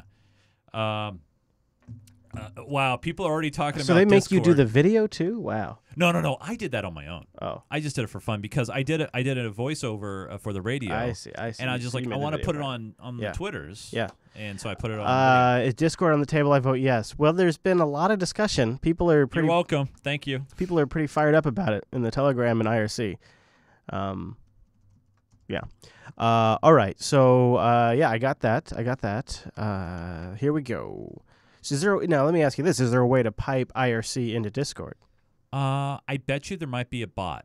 Yeah. So you would need to have a bot that would properly reside some sort in of the J IRC. bot. Yeah, exactly. Because there's some people are like, I ain't doing shit. You know what's funny though is just remember, I'm not sure why I'm clipping so bad today. Isn't the web a proprietary service, by the way? Well, I was just going to point out that you are on Geek Shed servers. It's not like Jupiter Broadcasting is hosting this on a DigitalOcean droplet. Even the IRC is somebody else's system, and your ISP is somebody else's system. Yeah. Are you running your own ISP? The thing is that we were talking about using it as the chat room on the screen. So that's why the chat And room. actually, you don't need a JBot for they do the image preview stuff. I don't know what JBot. No, provides, I just mean I'm just saying like it would be a big change for the chat room people because we would be using it in place of the chat room on screen. Potentially. Yeah. But then we get a way to take calls. Plus, there's a way to tie in Patreon perks. And it Rikai sounds was great. telling me. Yeah. Yeah. You could definitely tie in Patreon perks. We could like in the Unfiltered chat room, Club 33 members and different patron members could have different colors, and that is so cool. I don't know. Have you checked out mine lately? I have. No, I didn't even. I've never even used Discord until recently. So I have Twitch subscribers, and I give them a special section in the Discord. So like Discord has talks to like a Twitch API. Huh. Yeah, to be honest, Patreon API too. I'm not intrinsically inclined to check out these hosted proprietary services because it seems like they're a dime a dozen these days, and so it really takes quite a few people going, Chris, you really got to try it. Chris, you really got to try it. And I successfully avoided Mastodon. However, I did not successfully avoid Matrix or Mattermost, but I did manage to avoid Mastodon. And then Discord comes along, and I'm like, eh. But then of course, if that's what people want to use, there you go. Anyways, it's time for us to start, yes? Yes! All right, here we go. It is the Unfiltered Show. It is episode 245, and it begins in 3. Chat room, please bang, suggest. Oh, by the way, we just picked up a Club 33er. Nice. It's sessions time. It's time for sessions. That's my somebody bang that on that on my behalf. the bang is it's time for sessions. Okay? I think that's all right, here we go. In 3 and 2. So don't forget to bang suggest. We'll vote to death. This is Unfiltered, episode 245 for July 26th, 2017. The president's frustration with Sessions' decision to recuse himself from the Russia investigation was laid bare at an earlier news conference. He should have told me prior to taking office, and I would have quite simply picked somebody else. It was Sessions' recusal that eventually led to the appointment of special counsel Robert Mueller. The president has not forgiven Sessions and was asked why he does not fire him. We will see what happens. Time will tell.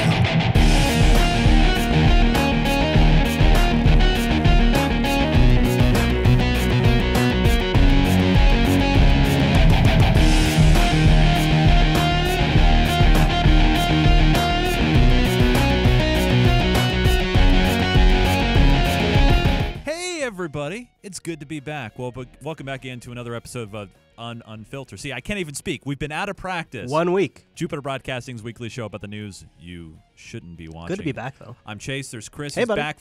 Wow, you got a tan? I did get, at least on my arms. Yeah, from all the driving. Well, what it really is really just the freckles start to congeal into one big freckle. Dude, I am peeling like crazy. Oh, yeah, Look you at that are. Stuff. Look at that stuff. Yeah. Hey, by the way, plug right off the top of the show because I don't want to lose the plug. Oh.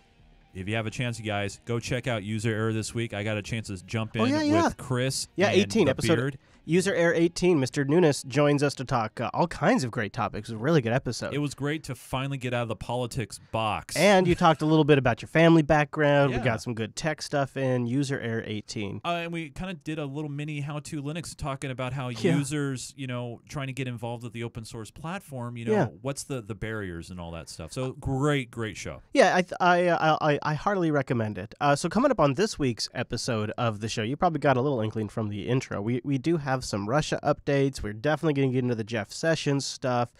Say goodbye to Spicy Sean. No! And then please stick around through the terrorism stuff, through the Trump stuff. Stick around for Debbie Does Data. It is a big segment this week. It's something I've been waiting to talk about, and we finally have some good clips. Debbie Wasserman Schultz's IT person was arrested, trying to flee to Pakistan. And it's a fascinating tale. Yeah, unbelievable. So we'll get to that. Plus, we'll wrap it all up with a high note.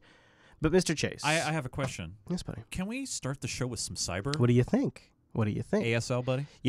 I should have stuck with the IT thing. I should have stayed in the penetration testing. It wasn't called cyber back then. Is that what you call it? That's what we called it. Penetration testing? I think it could have been big money, Chase. Yep. With a thumping soundtrack, Mark Litchfield is on a mission at his home office outside Las Vegas. He's a hacker for hire. I enjoy the challenge. That's all it is. It's me versus them type mentality. He's breaking into the accounts of some of the biggest companies in the U.S. They just randomly have on the screen Android, and then the Chrome browser logo. That's kind of strange. You know what happened? He probably filed a bug or something for one of those. Yeah, editor just went and hey, get some logos. Yeah, and they don't seem to mind. In fact, they pay him to find vulnerabilities. We would attack this. We would go after all this. On this day, his main target is Uber. So what he's doing is he's using their bug bounties. Is what he's doing. Yeah. It's how much of a hacker is he if he's doing all under Windows 7 too? Well, let me ask you this question. What is that? What is that question? Because you've done a lot of intrusion testing back in the day. Do you think a guy, if he really considers himself a quote unquote hacker, do you think he holds any back? Like he reports some, but not all, because maybe I don't know. It depends on who your customer is. So if you are trying to get paid for fixing a Chrome vulnerability, the best in your best interest is to you find the vulnerability. You do what they call responsible disclosure, is where you notify the Google bug team, the Chrome bug team. You say, I found this. This is how you reproduce it. And then part of responsible disclosure is you don't say anything for a certain amount of time. Usually it's like 90 days or 30 days or something like that, to give the vendor time to create the patch. Then once the vendor, aka Google, releases the patch, you can then write up your big fancy blog post about it and buy your domain name. Okay. Which seems pretty fair. And then if you follow those rules, you get paid a bug bounty program if that particular project has a bug bounty. Okay, got it. It's data. They're called bug bounty programs, a way more and more companies like Google, Microsoft, Facebook, and Uber farm out some of their cybersecurity, offering $500, $1,500, even $15,000 each time a hacker can break in. Uber's paid out more than $1 million in the last year alone. To be fair, Uber's losing a lot of money. I think this is so. What this is trying to prevent is the other market you could sell on, which would be the black market, which the government is single-handedly driving the price up like crazy over there. So, like you were suggesting earlier, it's much more profitable, albeit very illegal, to sit on a very, very good vulnerability and sell it to the highest bidder. And that's where, like, a lot of times some of the attacks we hear about, even some of the more recent ones, are exploiting flaws that maybe the NSA sat on for a while, like some of the recent ransomware stuff. Like there are vulnerabilities that are extremely valuable that it pays way more to sit on them for a while than to ever tell Uber about it. It just really depends on what business you want to be in, and if you have a soul. Can it be risky? So the reality is people are hacking your product already anyways. The difference with the bug bounty program is now we're incentivizing people to tell us about it so that we can fix those vulnerabilities. San Francisco-based HackerOne teams more than 100,000 friendly hackers. Chris, you missed out on this opportunity I did. Right here. You could have just said, screw the podcasting thing and make Millions. HackerOne is like a bug bounty like collation service. From retired software developers to high school students in India with companies that need their help. The days of thinking that you can do it yourself or pretending that these problems don't exist are just gone. So as a hacker, you can... God, I can't believe I'm using the terminology. Damn it. You've become to it. So anyways, you can use this HackerOne resource to sort of centralize bug bounty programs, have an arbitrator, have a place to find, disclose, all that kind of stuff. It's kind of a neat deal. It's kind of cool, I thought. Okay. So you ready for a little deep dive? I like going deep. Supposedly the CIA and a private contractor worked together on a little old thing called malware, according to some WikiLeaks. It's published by WikiLeaks revealed the CIA worked with a defense contractor to analyze and develop malware. No. The latest Vault 7 series shows Raytheon told the CIA about malware programs run by foreign governments. RT's Marina Portnaya has the story tonight. Well, unverified documents published by WikiLeaks Wednesday purport to show how Raytheon Blackbird Technology reported to the CIA about malware thought to have come from foreign governments like Russia and China. Raytheon is a defense contractor specializing in homeland security and defense technology. Man, you know, how sweet for them, dude. Yeah. Like another sweet contract for Raytheon to just milk money out of. That's just...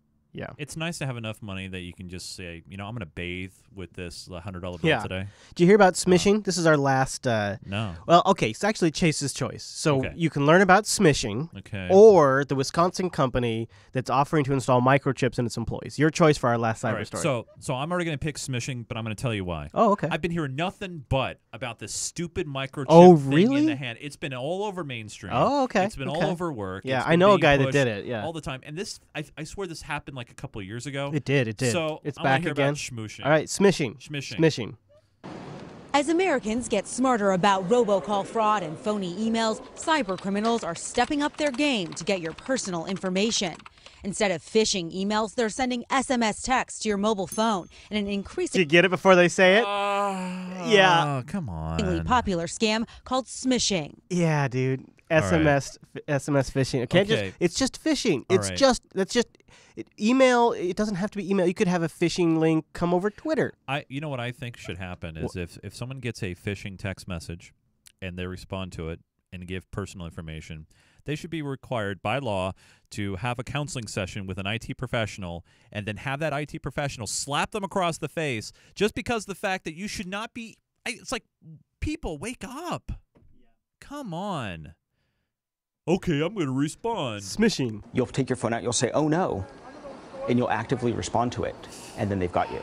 The Better Business Bureau says consumers report thousands of dollars lost from just one text. These messages try to grab your attention, alleging your bank account has been compromised. These don't even look legit. Any one of them doesn't even look legit. The issue is they are weaponizing the fact that two-factor authentication is becoming more common. And so it's like your Apple Pay account has been suspended. You have a Walmart gift card balance, bank security alert. Like, these don't look legit to you and I. But if you're a consumer who's recently begun using two-factor because some service, like you can see how they're preying on that a little bit. I guess when more and more people switch over to the phone, they have to figure out a way to go after you. And this is why I talked about on TechSnap ages ago now, and I still think it's pretty relevant to think about.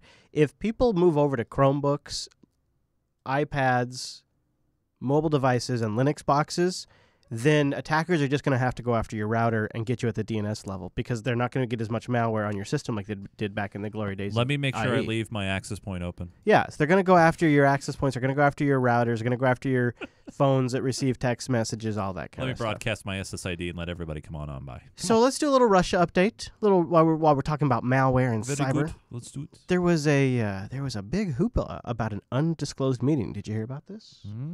Good evening from New York. I'm Ari Melber in for Chris Hayes. We have breaking news on Russia tonight. We also have a report on the spectacular failure of the president's health care push, and Senator Bernie Sanders will be here on that.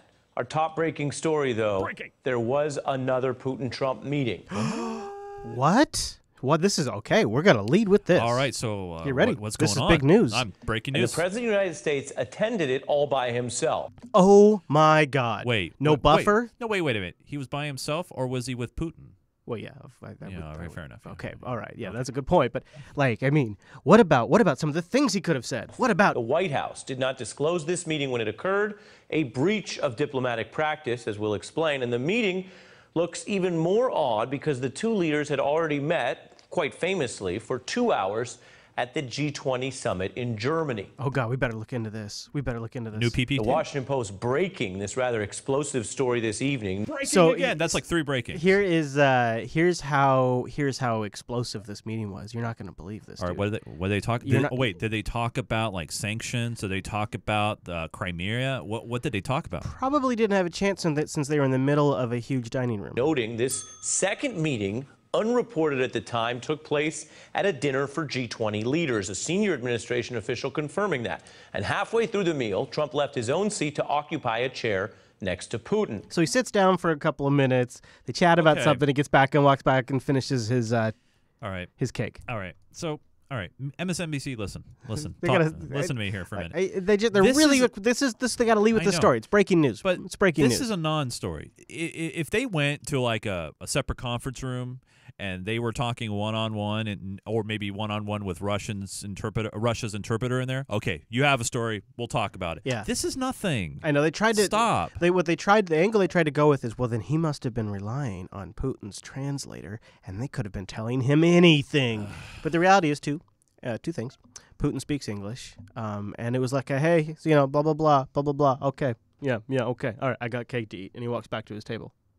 It's kind of fun. Pick your battles, News. Come on, pick your battles. So 2-3 weeks ago, I can't really remember because of the week off that we had in between, producer Matt and a listener and I were looking at a file or a report that claimed to be like a deep analysis of the metadata that's been provided from the DNC server. And I read through the whole thing, and I thought about talking about it on the show, but I just felt like you would have to just believe me. And what would be the point? But essentially, the guy, what he did is he did a forensic analysis of all of like the time and date stamps of all of the data that was transferred from the DNC to WikiLeaks. And if you just look at the file timestamps and from the copy part, you can see that the damn files were copied at about like 20 to 40 megabits a second. So he starts going through and getting like really interesting little tidbits.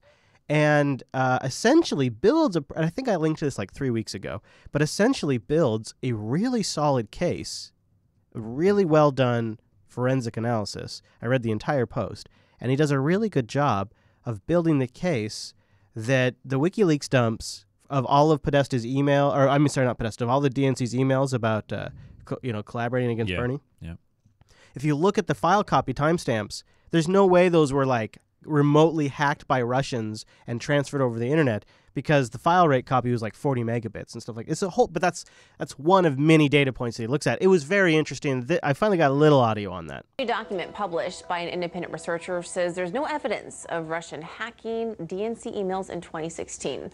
Well, the data was copied by a person with physical access to DNC computers and then linked to WikiLeaks. I'm a little confused here. I thought the hack that they're calling the hack was a phishing attempt. Well, that's Podesta. That's Podesta. But the DNC breach is like a full-on like. Oh, okay, all right. Thanks for the clarification. Because sometimes I get confused on that. I see. This is where while we're talking about that clarification, it seems like anybody could be behind the Podesta phishing, right? But I could believe that Russia is one of them. Like I could buy that. The DNC hack, however, they're not going to do that. And it's so much. The Seth Rich version or perhaps this version are such much more likely scenarios. Investigators examined metadata from an intrusion into the DC server back on July 5th of 2016. Investigators say the speed at which the data was copied far exceeds an internet capability for a remote hack. Forensics also show the copying and doctoring were done on the West Coast in the U.S. On Monday, a group of former U.S. intelligence officers wrote a memorandum to President Trump, drawing his attention one more time that there's no evidence of a Russia hack.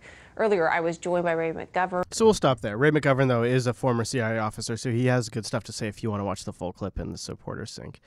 So that is it's an interesting report. I encourage you to Google around for it because I don't have a link in this week's show notes for it. But it was, if you are into that kind of stuff, it builds a compelling case that the data that was sent to WikiLeaks was all copied locally on the West Coast, and that would seem to imply it wasn't Russians unless Russians got in and got physical access to the DNC office, which would be a pretty big story, I would think. Now transitioning further into the Russia stuff, your good buddy, my friend Tucker Tuckerson, has an interesting take that I thought was worth listening to for a moment. What's up, Mucker? When historians look back at the Trump administration, they'll likely point to yesterday as a turning point, 10:31 a.m. Eastern time to be precise. That's when Bloomberg News posted a story entitled "Mueller Expands Probe to Trump Business Transactions." The story appeared a little over 12 hours after the president told the New York Times that Robert Mueller had no right to investigate his business transactions. Mueller, through Bloomberg, sent back the clearest possible message. Yes, I do, and I will. Now, what are those transactions? Well, basically any commercial activity that... Keep all of this analysis in mind, too, as we're about to talk about Sessions. Now the Mueller investigation is moving into Trump's business finances, and I think that's going to be pretty relevant coming up here in just a little bit. Trump or his family or his associates conducted over the last decade that might pertain to Russia or anyone who has ever lived in Russia. According to Bloomberg, those would include Russian purchases of apartments in Trump buildings, Trump's involvement in a Soho development in New York with Russian associates, the 2013 Miss Universe pageant, which was held in Moscow, and Trump's sale of a Florida mansion to a Russian in 2008. Can I ask you something real quick? Mm-hmm. Do you think it's relevant that the investigation should look into his finances with Russia? Probably. I don't know. I would say it's probably relevant as far as business interest. That seems like one of those questions that seems obvious to say yes on the surface, but then not being familiar with how business is structured. I guess as long as the scope is surrounding and you know it connects dots, right? It's not like a witch hunt to release information to try to what's the word? Alienate him, I guess, or whatever. If it's very pertinent to the election process and it shows like some backhanded business deals going on, I think it's very relevant. Well, I think we know he's got tons of backhanded business deals. Right, but in relations to the investigation of the Russia interference. Like, so can you explain what you mean? So say for example, like he set them up in hotels, for example, or there were some transactions with Don Jr. and the Russian lawyer, the Russian lawyer, and also the pageant, and so you mean like money transactions? Exactly, yeah. Because if he's looking into the finances, that would kind of make sense.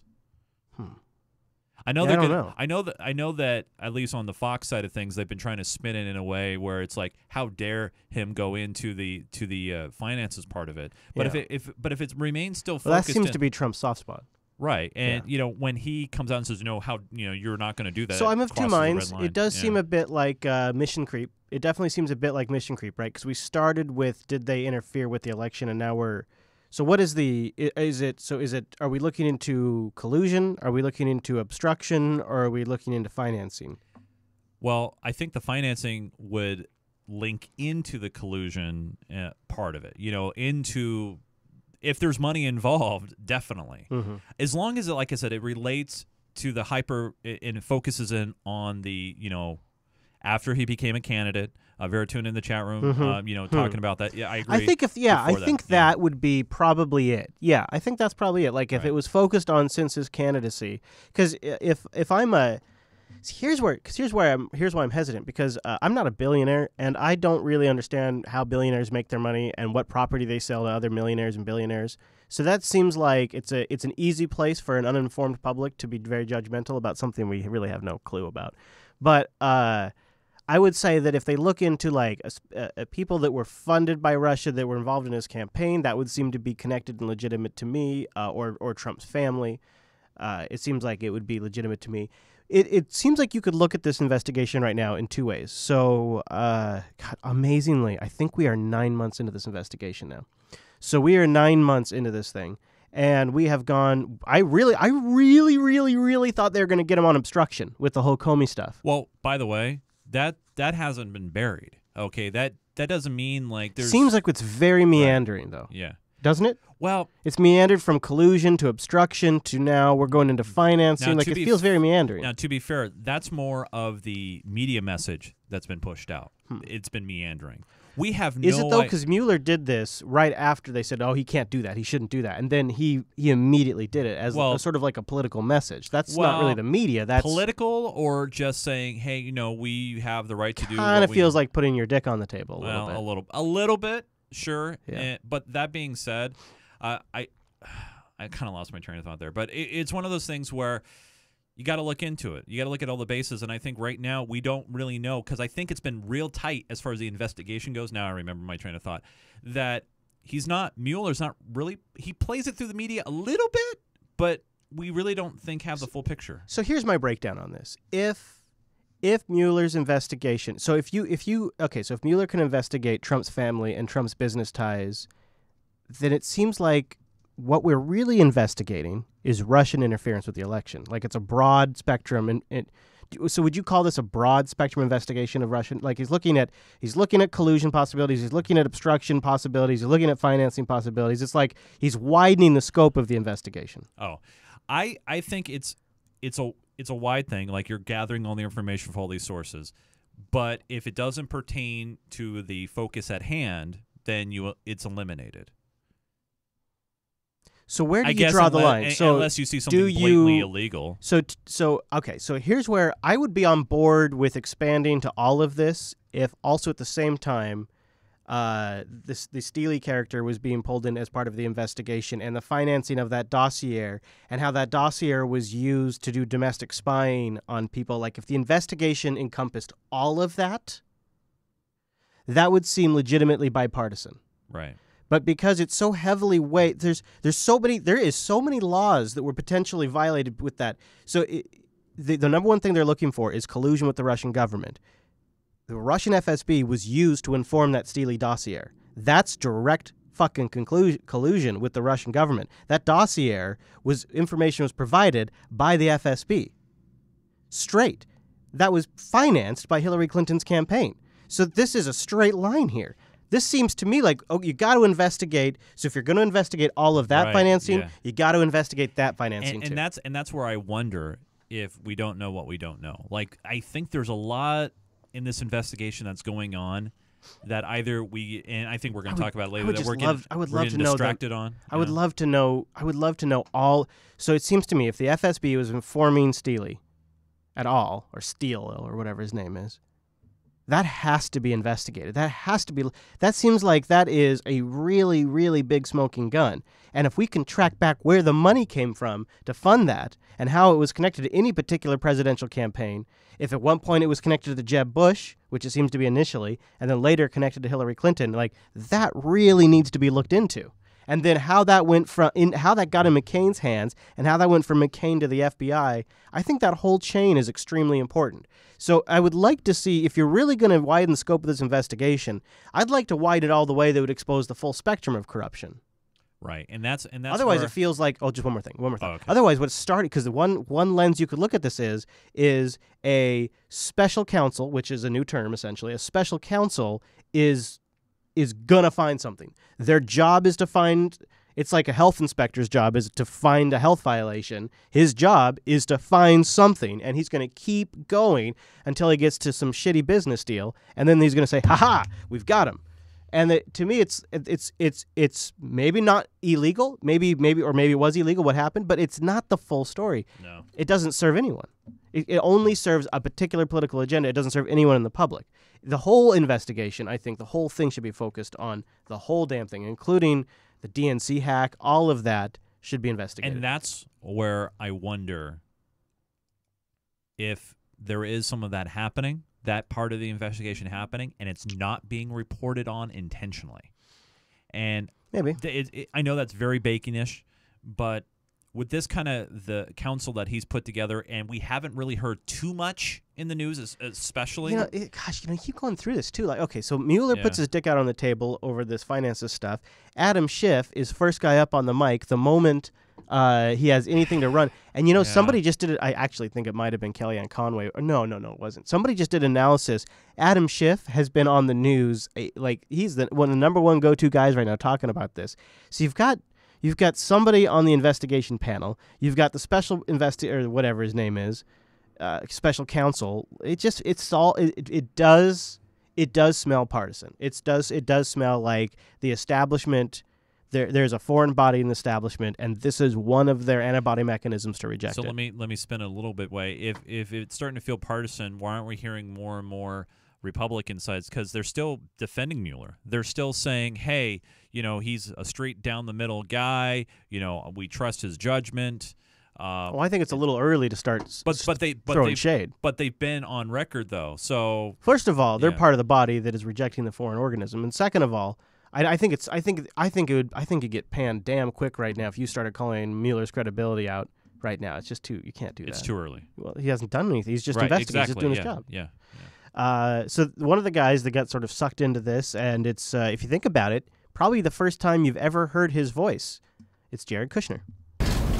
My name is Jared Kushner. Wow, yeah. Wow, Jared. I am senior advisor to President Donald J. Trump. I can speak English. When my father-in-law decided to run for president, I served his campaign the best I could because I believe in him and his ability to improve the lives of all Americans. Picture this guy getting roped into this whole damn thing that his crazy-ass father-in-law is doing, and then in his first major public political appearance, the first time we're hearing his voice and many Americans are even seeing him, and he knows that because he's introducing himself. Yeah. This is what he has to talk about. Not a solid start to a political career. And now, serving the president and the people of the United States has been the honor and privilege of a lifetime. I am so grateful for the opportunity to work on important matters such as Middle East peace and reinvigorating America's innovative spirit. So he lost script there. He's a firecracker, and he says, businesses. I did not collude. My actions were proper and occurred in the normal course of events of a very unique campaign. That's right. Let me be very clear. Let me be clear. I did not collude with Russia, nor do I know of anyone else in the campaign who did so. Okay. I had no improper contacts. I have not relied on Russian funds for my businesses. And I have been fully transparent in providing all requested information. And I do think Vladimir Putin is handsome. I think he was about to say that. I think that was. And I like it when he rides a bear. Yeah, so Kushner kind of, I don't know. Everybody thought this was going to be a big showdown. Now it seems to sort of pass, doesn't it? It still bothers me that his session was in closed doors. Oh, really? Yeah. I think, it doesn't offer very good credibility on his side when he's doing it behind closed doors. Well, let me play devil's advocate for just a moment. Sure, fine. So I feel like these public sessions are a political show. Sure, they can be, absolutely. Because anything that's juicy and good, they just answer, I can't say that in a public setting. And they just decline to answer for various different justifications, all of which then being in public settings. Right. And so when you have a closed-door meeting and it's not for the cameras, you can ask questions that you really need the answers to. Right. But you still get, I would say 80% of you get 80% instead of 0%. I don't know, maybe. And for example, I don't know if it's 80, but I say you're right. It's better than no info. So right now, there's just rumor and speculation about what happened in those sessions. I read an article that Trey Gowdy was kind of acting like a defense attorney for him during those sessions and like being really, kind of protective of Kushner. Then again, we don't know. We really don't know. This is just one reporter's point of view. We don't know if there's bias there or not. And that's why for me, these kind of things deserve to be in public for true to our name of our show, Unfiltered. The problem is that the 2018 candidates want to use it as their moment to shine, and so it keeps getting abused. I understand that they want to score points. I understand that. I put that on my mind. I look at what the person being interviewed. You still say the value is worth it. The value is worth it. Yeah, I would like to. I mean, I would go through and I would watch it and sort of pick out anything interesting. Yeah. Yeah, and I think that because most of America, that's what they're going to see. They're going to see the public session. They're not going to dig and dig and dig to try to really find out what happened. Speaking of Sessions, Jeff Sessions is a little beleaguered this week. A character assassination, some are calling it. It's been a little rough. It starts. Let's go through chronological order. So of course it always comes to a tweet storm. God, I hate that term. I really hate that term. But it actually didn't start on Twitter. It started during an open mic interview with a tape recorder. To that interview the president gave to the New York Times and the message he's sending to the Department of Justice. Trump expressed disappointment with his attorney general, Jeff Sessions, who decided in early March to recuse himself from the Justice Department probe into potential ties between the Trump campaign and the Russian government after it was revealed he had undisclosed contacts with Russian Ambassador Sergei Kislyak. Sessions gets the job. Right after he gets the job, he recuses himself. Was that a mistake? Well, Sessions should have never recused himself. And if he was going to recuse himself, he should have told me before he took the job, and I would have picked somebody else. So that was during an interview with the New York Times. And so Trump had run his mouth already. So then he was sort of already in a position to tweet about it. Well, I mean, kind of, he'd already said it. But the end goal, a lot of people speculate, is not really so much Jeff Sessions, but might have to do more with what Jeff Sessions isn't doing. I am disappointed in the Attorney General. He should not have recused himself. President Trump doesn't let up in attacking his own Attorney General. Tweeting today, Attorney General Jeff Sessions has taken a very weak position on Hillary Clinton crimes. He also talks about Jeff Sessions' wife spending money on the... Yeah, it was like, holy shit, this is an attack. Tonight, a growing number of observers see an ulterior motive in the president so publicly criticizing, even humiliating Jeff Sessions. So why do you think he's doing this? Before we hear this expert, quote-unquote's opinion, what's the Chase Nunes take? Why would Donald Trump be doing this? And I've been honestly trying to figure that out because, so first off, for Trump to say, if he was going to recuse himself, I wouldn't have hired him. First off, Trump already knew. I do not believe the fact that he didn't know that Sessions met with Russian officials, that met with Kislyak. Well, how would he know what Sessions has been doing? Why wouldn't Sessions tell him? Well, because these are not. I mean, you got to keep in. First of all, two things. All right. Well, all right. I was gonna say these meetings knew. took place before the Russia hype, so it's not like it's top of mind. Right. Second of all, some of these were like bullshit, like just like there's 30 people at a table stuff. Like it's not like it's like like private secret. No, but at the same time, I mean, he didn't disclose that he met with anybody. During the whole process, during the whole the nomination process, he didn't disclose that. And which Russia hype was starting to brew pretty big by exactly. then. So why did Sessions keep that a secret? And then it came out that he did, and he goes, "Okay, I'm going to recuse myself." And I'm trying to figure out, why won't he fire Sessions? Well, I think he won't fire him because he doesn't want – he's already fired Comey. He doesn't want the Comey blowback. He doesn't want that now. Yeah. And he's trying to do so much what he can to get Sessions to go, and Sessions says, so no, he's trying I'm staying here. Trying to boot him out the door? Yeah, I basically think so. Trying to get him to resign? Exactly. And Sessions, It appears to me that the president's objective here is to force the resignation of Attorney General Sessions. That will then position him to ultimately force an end to the Mueller investigation. I thought about that too. Yeah, I don't know if that's necessarily true, but I do agree that it does seem like what he's essentially doing is dumping on the guy, and he's essentially sending the message, I'm going to keep dumping on you until you quit. Because here's the inherent issue I think Trump has if he fires him. Okay, if he fires him, then now it doesn't obstruction. Well, first off, you guys, obstruction! It does.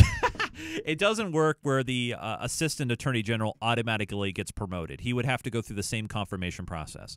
But probably what would happen is that guy, I forget his name at the top of my head, he's the one who appointed the special prosecutor, or Mueller. Yep. So if Trump fires Sessions, he's going to have to probably fire the assistant as well. And then it turns into comparisons to Watergate and the Saturday Night Massacre. Normally, the president could instruct his attorney general to fire Robert Mueller. But because of his role in the campaign, Sessions recused himself from the Russia investigation. So if Sessions is forced out, Trump could appoint an attorney general who would fire Mueller. But there's a big debate tonight over whether President Trump and his new, presumably more compliant Attorney General would have the power to fire Mueller. So there is this is a really interesting political move for Trump long term, because what it's signaling is you can be one of my most loyal political allies, and I will still throw you under the bus. A lot of people are making that observation, and it's deadly true. Yeah.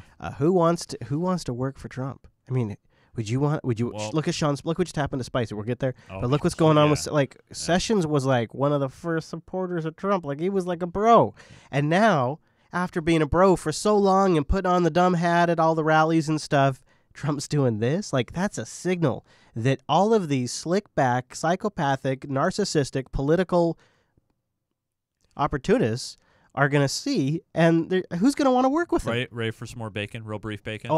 This is just brief bacon. Okay, because I could. Okay. I know, brief bacon. Man, I love bacon, Chase. I know it's like bacon bits. Ah. What if Trump told Sessions, "Hey, I'm going to rake you over the coals, but stand fast. I'm just going to set this up and kind of rake you over the coals for a bit over this whole situation." And I like this bacon. In fact, I gotta say, I mean, if they are buddy. I gotta say, it's you look at. I wonder. Okay, so that could be like Okay. so like but what would be the long play there? I don't know. Then all of a sudden he starts looking into Hillary stuff. I don't know. I don't know what the long play is. Well, that's interesting. I could see because that. he brought up Hillary. He brought up that stuff again. Yeah, that was that I think could be. That was sort of implied. News alert right now. We are privileged to have the incoming White House Communications Director. We've had him on the program before, but never with the new job, Anthony Scaramucci from the North Line. Mooch, good morning to you. Good morning. Good morning. Congratulations. Mooch. Hey, thank you. Great to be here. Good morning. Great to have you. It's a beautiful day here. Absolutely. And we're going to talk about why you're smiling and the big win in the Senate. Okay, now listen to the language after they get done circle jerking here.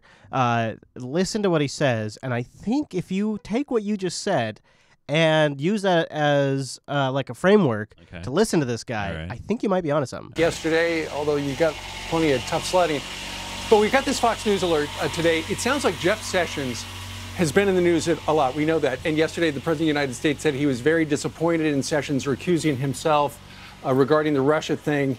And the President has said, Mr. Scaramucci, also that he was very disappointed because he wasn't cracking down on leaks to press outlets regarding sensitive information. But okay, so we start talking about leaks.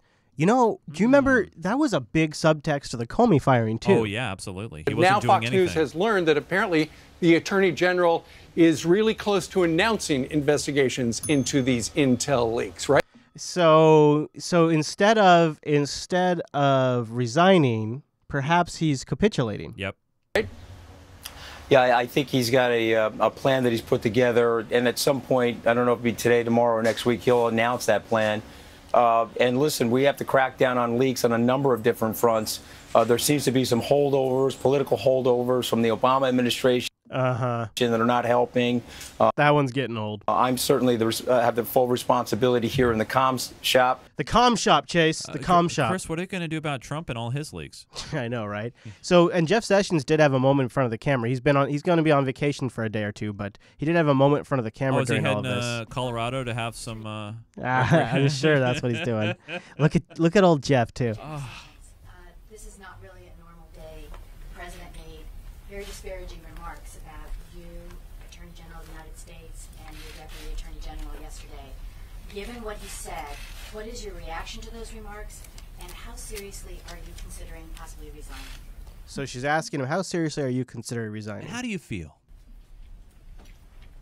We in this Department of Justice will continue every single day to work hard to serve the national interest, and we wholeheartedly join in the priorities of President Trump. He gave us several directives. One is to dismantle transnational criminal organizations. Did he say internet at first there? International. Yeah. So he basically says, I'm just going to keep on doing that as long as it's reasonable, and that's his answer. So he's not going anywhere. But the Democrats sure would love him to resign, it seems. Like Maxine Waters was really calling for he should just resign. I'm shocked he hasn't resigned. I did read that he's from Alabama, right? Yeah. That the Alabama Republican senator that's taking his seat or going for his seat came out, I think it was today, and said, you know what, Sessions, if you end up retiring, you can have it back. I will buy out. Okay, so now we have the Chase Nunes theory here that I'm going to adopt. I say we red book this. So instead of resigning, he's going to launch an investigation into leaks. But to really please the emperor, he's going to have to He's going to have results. Like he's going to have somebody's head on the chopping block. Somebody is going to have to pay for this. Well, don't worry, Chris. All you got to do is invent results, and it will please the master.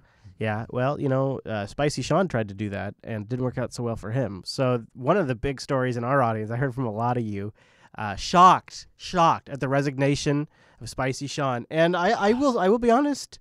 I'm gonna miss the guy. I too feel like it's a passing of an era. Yeah. That is troubling. Thank you guys very much. I appreciate it. In a stunning staff shuffle tonight, a familiar face stepping down and a new one stepping in. Thank you very much. President, what are you trying to accomplish with your staff shakeup today? Can you explain to us what you're trying to accomplish? Make America great again. Former campaign advisor Anthony Scaramucci, the new communications director, with Sean Spicer, long rumored to be on thin ice, resigning as press secretary. So out goes an ex-service member, and in comes a Wall Street slick as snot kind of guy. So first off, this is what I feel what happened with Spicy. Okay, so Spicy was actually doing two jobs. Yeah, yep. He was doing the spokeshole person and the director director, which is crafting the message. Okay, and since he's been in that role, we have seen the Trump punditry withdraw from CNN and MSNBC and NBC, and you've seen the shutdown of the White House press cameras. Oh yeah, audio briefings only, that sort of thing. Absolutely. And so he really wanted the communications job. He wanted out of the press secretary light. He wanted the communications job. And then secretly overnight, Scaramucci was hired. And Spicy, military vet, he makes a mind quick and snappy. And the scuttlebutt was that Spicy, along with several others, including Priebus and possibly Bannon, and others argued not to bring in the new guy because he has no experience in this area. Exactly. He's a total rook. Yeah. And they're like, we're going to get eaten up all over again. Yep. And so when the announcement happened, Spicy's like, you know what? That's it. And he's out. And obviously he's having a nice smile for the cameras. He has his exit interviews over the weekend. But you know what? Personally, I don't blame the guy. Oh, yeah. If you're going for a job and you've put dedicated, your political career. Did you hear he admitted that the SNL stuff did get to him pretty? Some of the stuff he said he had a good laugh about, and then some of the stuff he thought it was in bad taste. And I think part of me, I feel like he had to say that because of the audience. Well, when you look at his actions of shutting down discussion on CNN and pulling back the cameras, it was somebody who wanted to get out of the limelight. Yeah. Press secretary. All smiles today after a dramatic 24-hour battle behind closed doors. Multiple sources familiar with the fight tell NBC News Reince Priebus initially resisted the move. The chief of staff now tells NBC he's behind Scaramucci 100%. Because that's what they're supposed to say. That's what you're supposed to say. Yeah. And so, but he's not going to be doing the day-to-days. He won't be doing the day-to-days. Nope, that's our good buddy, your friend. Quickly dubbed the Mooch Smooch.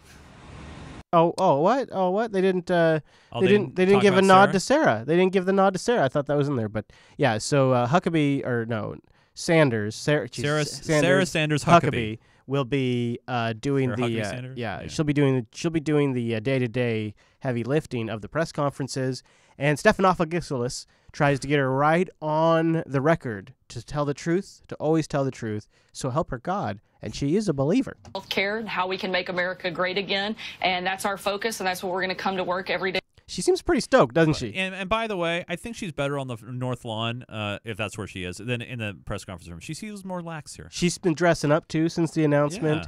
Yeah. She seems nice. So does this also... what's funny is... So we have these Trump hates women, Trump denigrates women... that's a narrative that's definitely very strong. And then one of the most public and important, the face of the administration is a woman. And I'm going to just say it, a heavyset one. It's not like she's some Fox News babe or something. No. It's a heavyset, just kind of a woman of the earth kind of person who has a family and is very religious and is probably very representative of a woman from the middle class, and yet I don't know if she is, but I'm just saying, like, that's, Can someone tell me? And yet not a word about it. Not a word about it. In all honesty, can someone tell me when the last time we had a female press secretary? Gosh, I just don't know. I mean, maybe it's like I'm going back the to State Department definitely has. Yeah, I know. Oh yeah, definitely. But I'm going back to like Ari Fleischer, and I'm trying to remember. Right. And I'm like, this honestly, I think. And like an actual, not a stand-in either, but like the actual press secretary. Yeah. So anyways, just an interesting observation. Yeah. And that's our focus, and that's what we're going to come to work every day. I want to ask you the same question John Carl asked Sean Spicer on his first day. Do you promise to always try to tell the truth from that podium? Absolutely, and not just to you, but I think that's our duty. Certainly, I have 3 young kids, and I want to be able to go home and look my kids in the eye every single day, and that's far more important to me, to be able to do that and have the highest level of honesty and integrity. Yes, so, shocker. Are you shocked by that answer? I'm not shocked by that. Shocked. I was shocked. Yeah. So it is a passing. By the way, I'm taking this from Cub. You know, one person who's really happy about this move. A.D. Bryant from Saturday Night Live. I think she's going to step into that role. Yeah, Melissa McCarthy, I guess, can take some time off. Oh, but by the way, give her props for her impression. That was a hell of an impression. Oh, wow. I mean, that is like all-star. You know, I was looking back for the overtime. I have some of Sean Spicer's best hits, and one of them is that Sunday when he came out and he just yelled at them about the crowd size. Yeah. And looking back at it, period. That was it. That was, from that moment on, that set the tone. It did. That inspired the SNL skits. It just, and you got to imagine that was him trying to impress the boss. Oh yeah. Trump went out there and said, "You kick their ass." You tell them this was the biggest Start crowd. hitting. Yeah. And we are, because at that time their big internal meme was the media is the opposition party. So they were really hostile going into it. Yeah. And I think that just doomed him. Oh yeah. Yeah, no, it set the tone, like you said. It put him in this category of very adversarial, very abrasive, and but you know what? To be fair, you know what? He stayed consistent throughout. He did show a little human side here and there. I actually really, I really enjoyed his really just like take no shit attitude. Yeah, that made it refreshing because. A lot of times, especially the newspaper journalists are pretentious in the way that they will phrase the question, and even the positioning of the question is insulting. And then what the press secretaries often do will dance around to give them some sort of bullshit answer that doesn't acknowledge their question, and it's just not all that interesting. But Spicy would be like, well, first of all, I take issue with your question. It's completely wrong, and then here's the answer to your question. And it was just like that sort of like no bullshit answers that was great. But another era is upon us, and not that, you know what, so far Sarah Huckabee Sanders or whatever is actually, she's pretty no bullshit herself. By the way, chat room's amazing. They found out that the last female press secretary was Dee Dee Myers from 1993 to 94. I was thinking Dee Dee. I was thinking, look at me. I was thinking Dee Dee. I just didn't know. Yeah. So yeah, I think this is a big. I guess this. But you know what? The media doesn't care about that kind of stuff, right? They don't cover that kind of. Wait. They seem to. Anyways, a real quick Trump story for us to cover before we keep moving on. With all of this going on, there's also that whole, well, wait a minute. Can't the president just pardon himself even if this, say Mueller gets all the way to the end and Junior is guilty, Kushner's guilty, and Trump is guilty? Well, then why can't he just get a pardon like Nixon did? Tonight, the president and his legal team pushing back against allegations he's trying to discredit special counsel Robert Mueller. One of the president's attorneys calling reports that his legal team is scouring the background of Mueller's investigators to find conflicts of interest nonsense, adding they are cooperating. The president has absolutely nothing to do with any of the allegations that are being made. U.S. officials familiar with the investigation say Mueller is gathering relevant documents, including financial records and business dealings of those close to the Trump campaign. Earlier this week, Mr. Trump warning it would cross a line if Mueller looked into his finances unrelated to Russia. Would that be a breach of what his actual... I would say yes.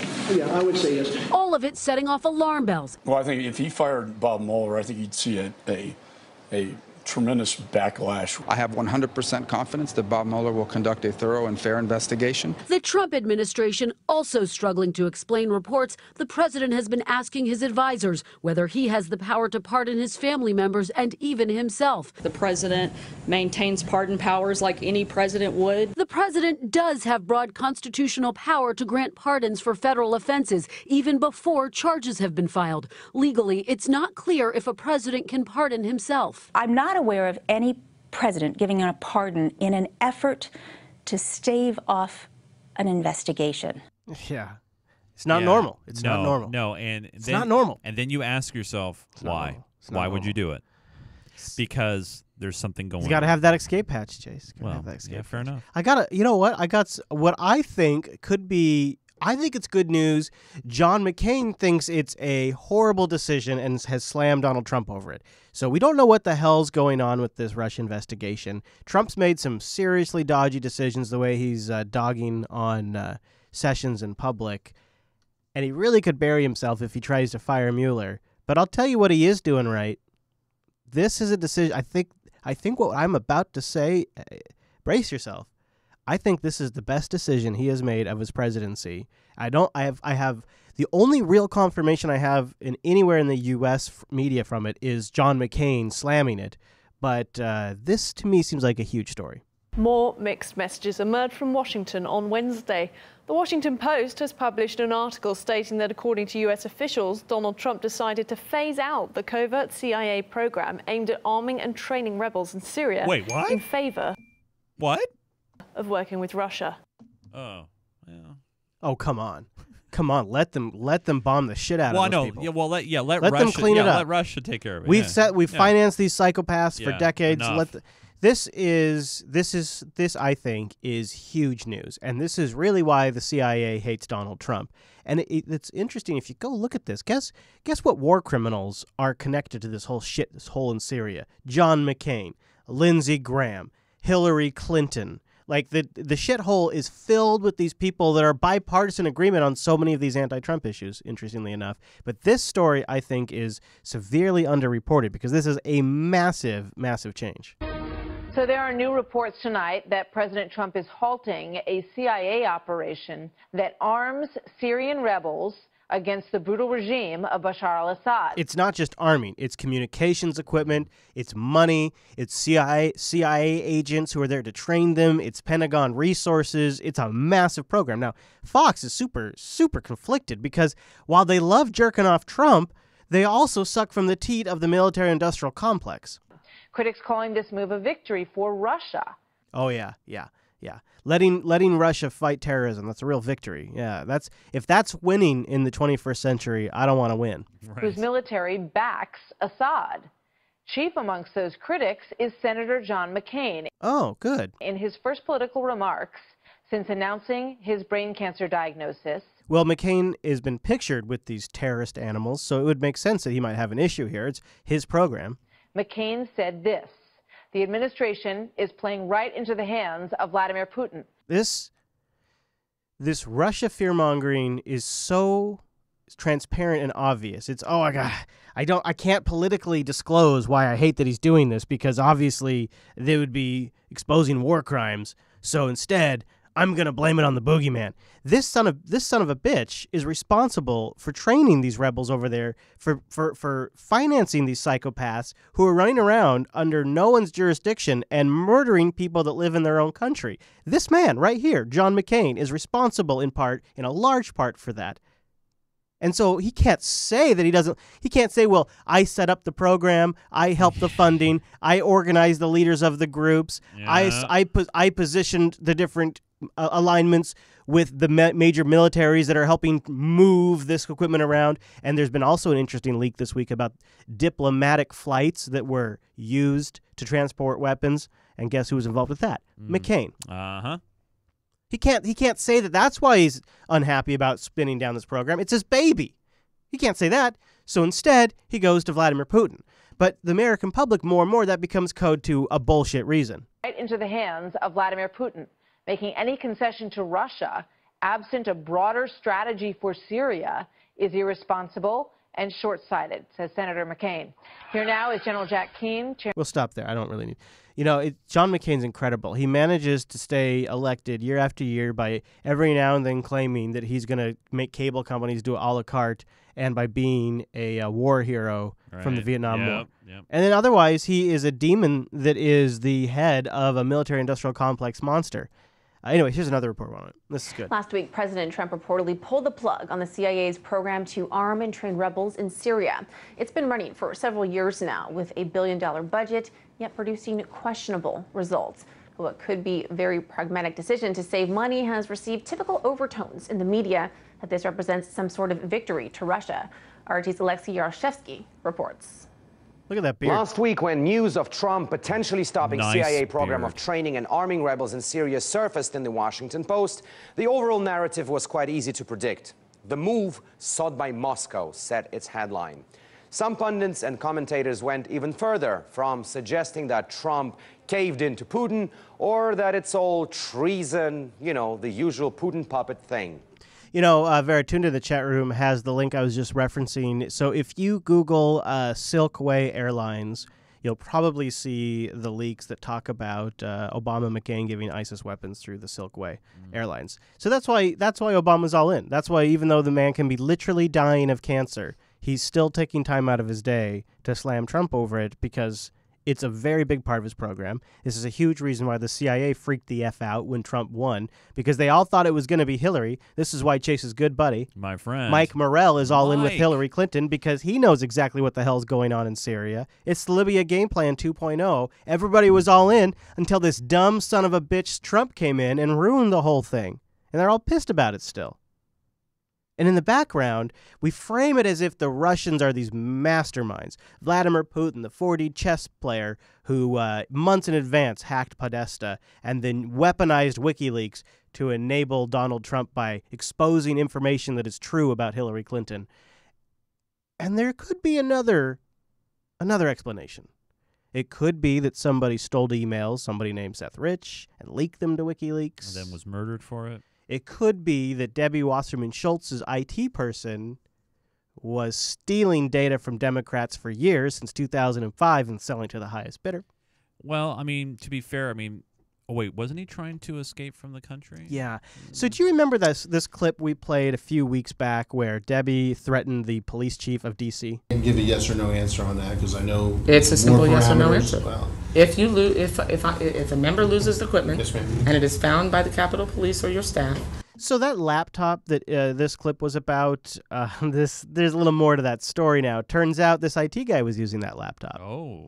And it is identified as that member's equipment, and the member is not associated with any case, and that is their equipment. It is supposed to be returned, yes or no? Depends on the circumstances, and if the circumstances are... I don't understand how that's possible. Members' equipment is members' equipment.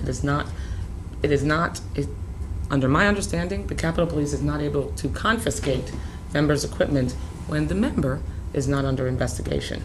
It is their equipment, and it's supposed to be returned. Well, I think there's extenuating circumstances in this case, and I think that working through my counsel and the necessary personnel, if that in fact is the case, and with the permission of through the investigation, then we'll return the equipment. But until that's accomplished, I can't return the equipment. I think you're violating the rules when you conduct your business that way, and should expect that there would be consequences. I yield back. There'll be consequences. So let's talk more about that. Now we know a little bit more. The FBI has seized the smashed hard drives from that laptop. Exclusive story now from the Daily Caller.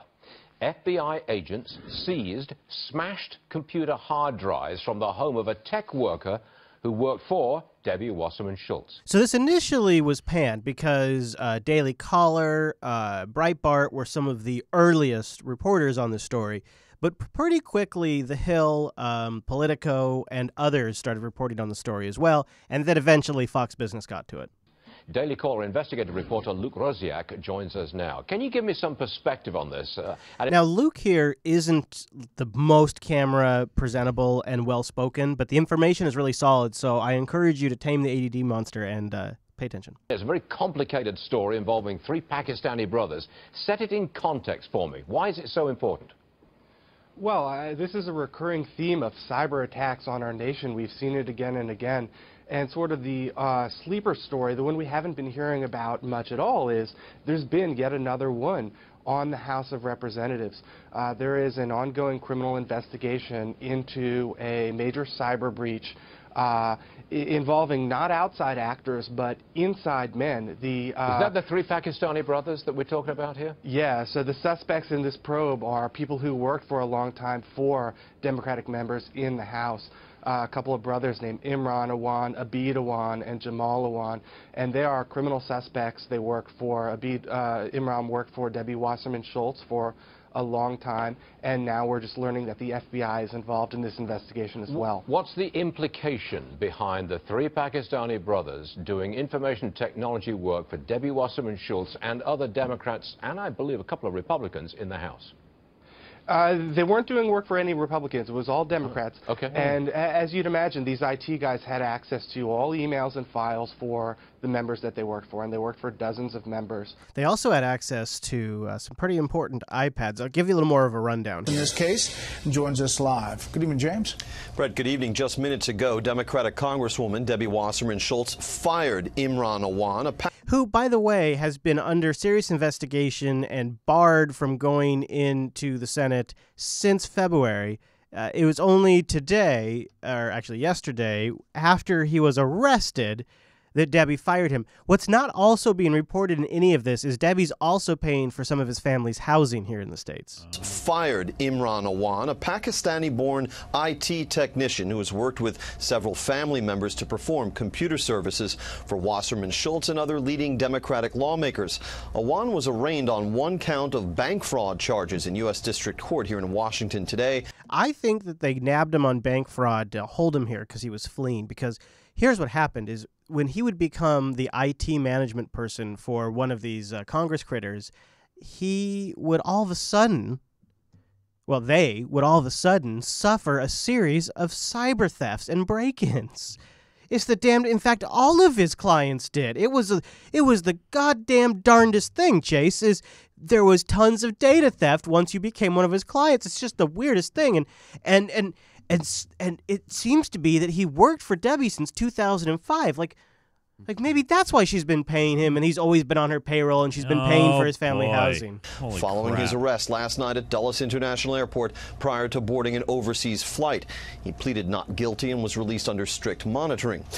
He's been under investigation for the FBI for a while, but I think they're going after him for the data theft stuff, but they're holding him here with this. Awan started working for Wasserman Schultz in 2005. She, of course, was forced to resign as chair of the Democratic National Committee 1 year ago after WikiLeaks began posting her hacked emails online. In all, the Daily Caller reports that Awan, his brothers, their wives, and others collected at least $4 million for IT services performed for Democratic lawmakers. Wow. In addition to Wasserman Schultz, these included Diana DeGette of Colorado, chair of an investigation subcommittee, Jackie Speer of California, who sits on the Intelligence Committee, and Ted Deutsch, ranking Democrat on the House Ethics Committee. The investigation started with allegations that the Awan Group was engaged in double billing, but then reportedly expanded to include how sensitive House data was stored. The group was barred from House computer networks in February when U.S. Capitol Police identified them as suspects in a criminal investigation. In announcing today's firing, Congresswoman Wasserman Schultz said, and I quote, "Mr. Awan previously served as a part-time employee, but his services have been terminated. No charges, evidence, or findings from the investigation have been formally shared with our office, so we cannot comment on them." Formally shared. That's an interesting little clarification there. So she's been paying this guy for months since all of this went down. And now this. We have an update on an exclusive from the Daily Caller. A tech worker, this man, who worked with Debbie Wasserman Schultz, he's been arrested, charged with bank fraud.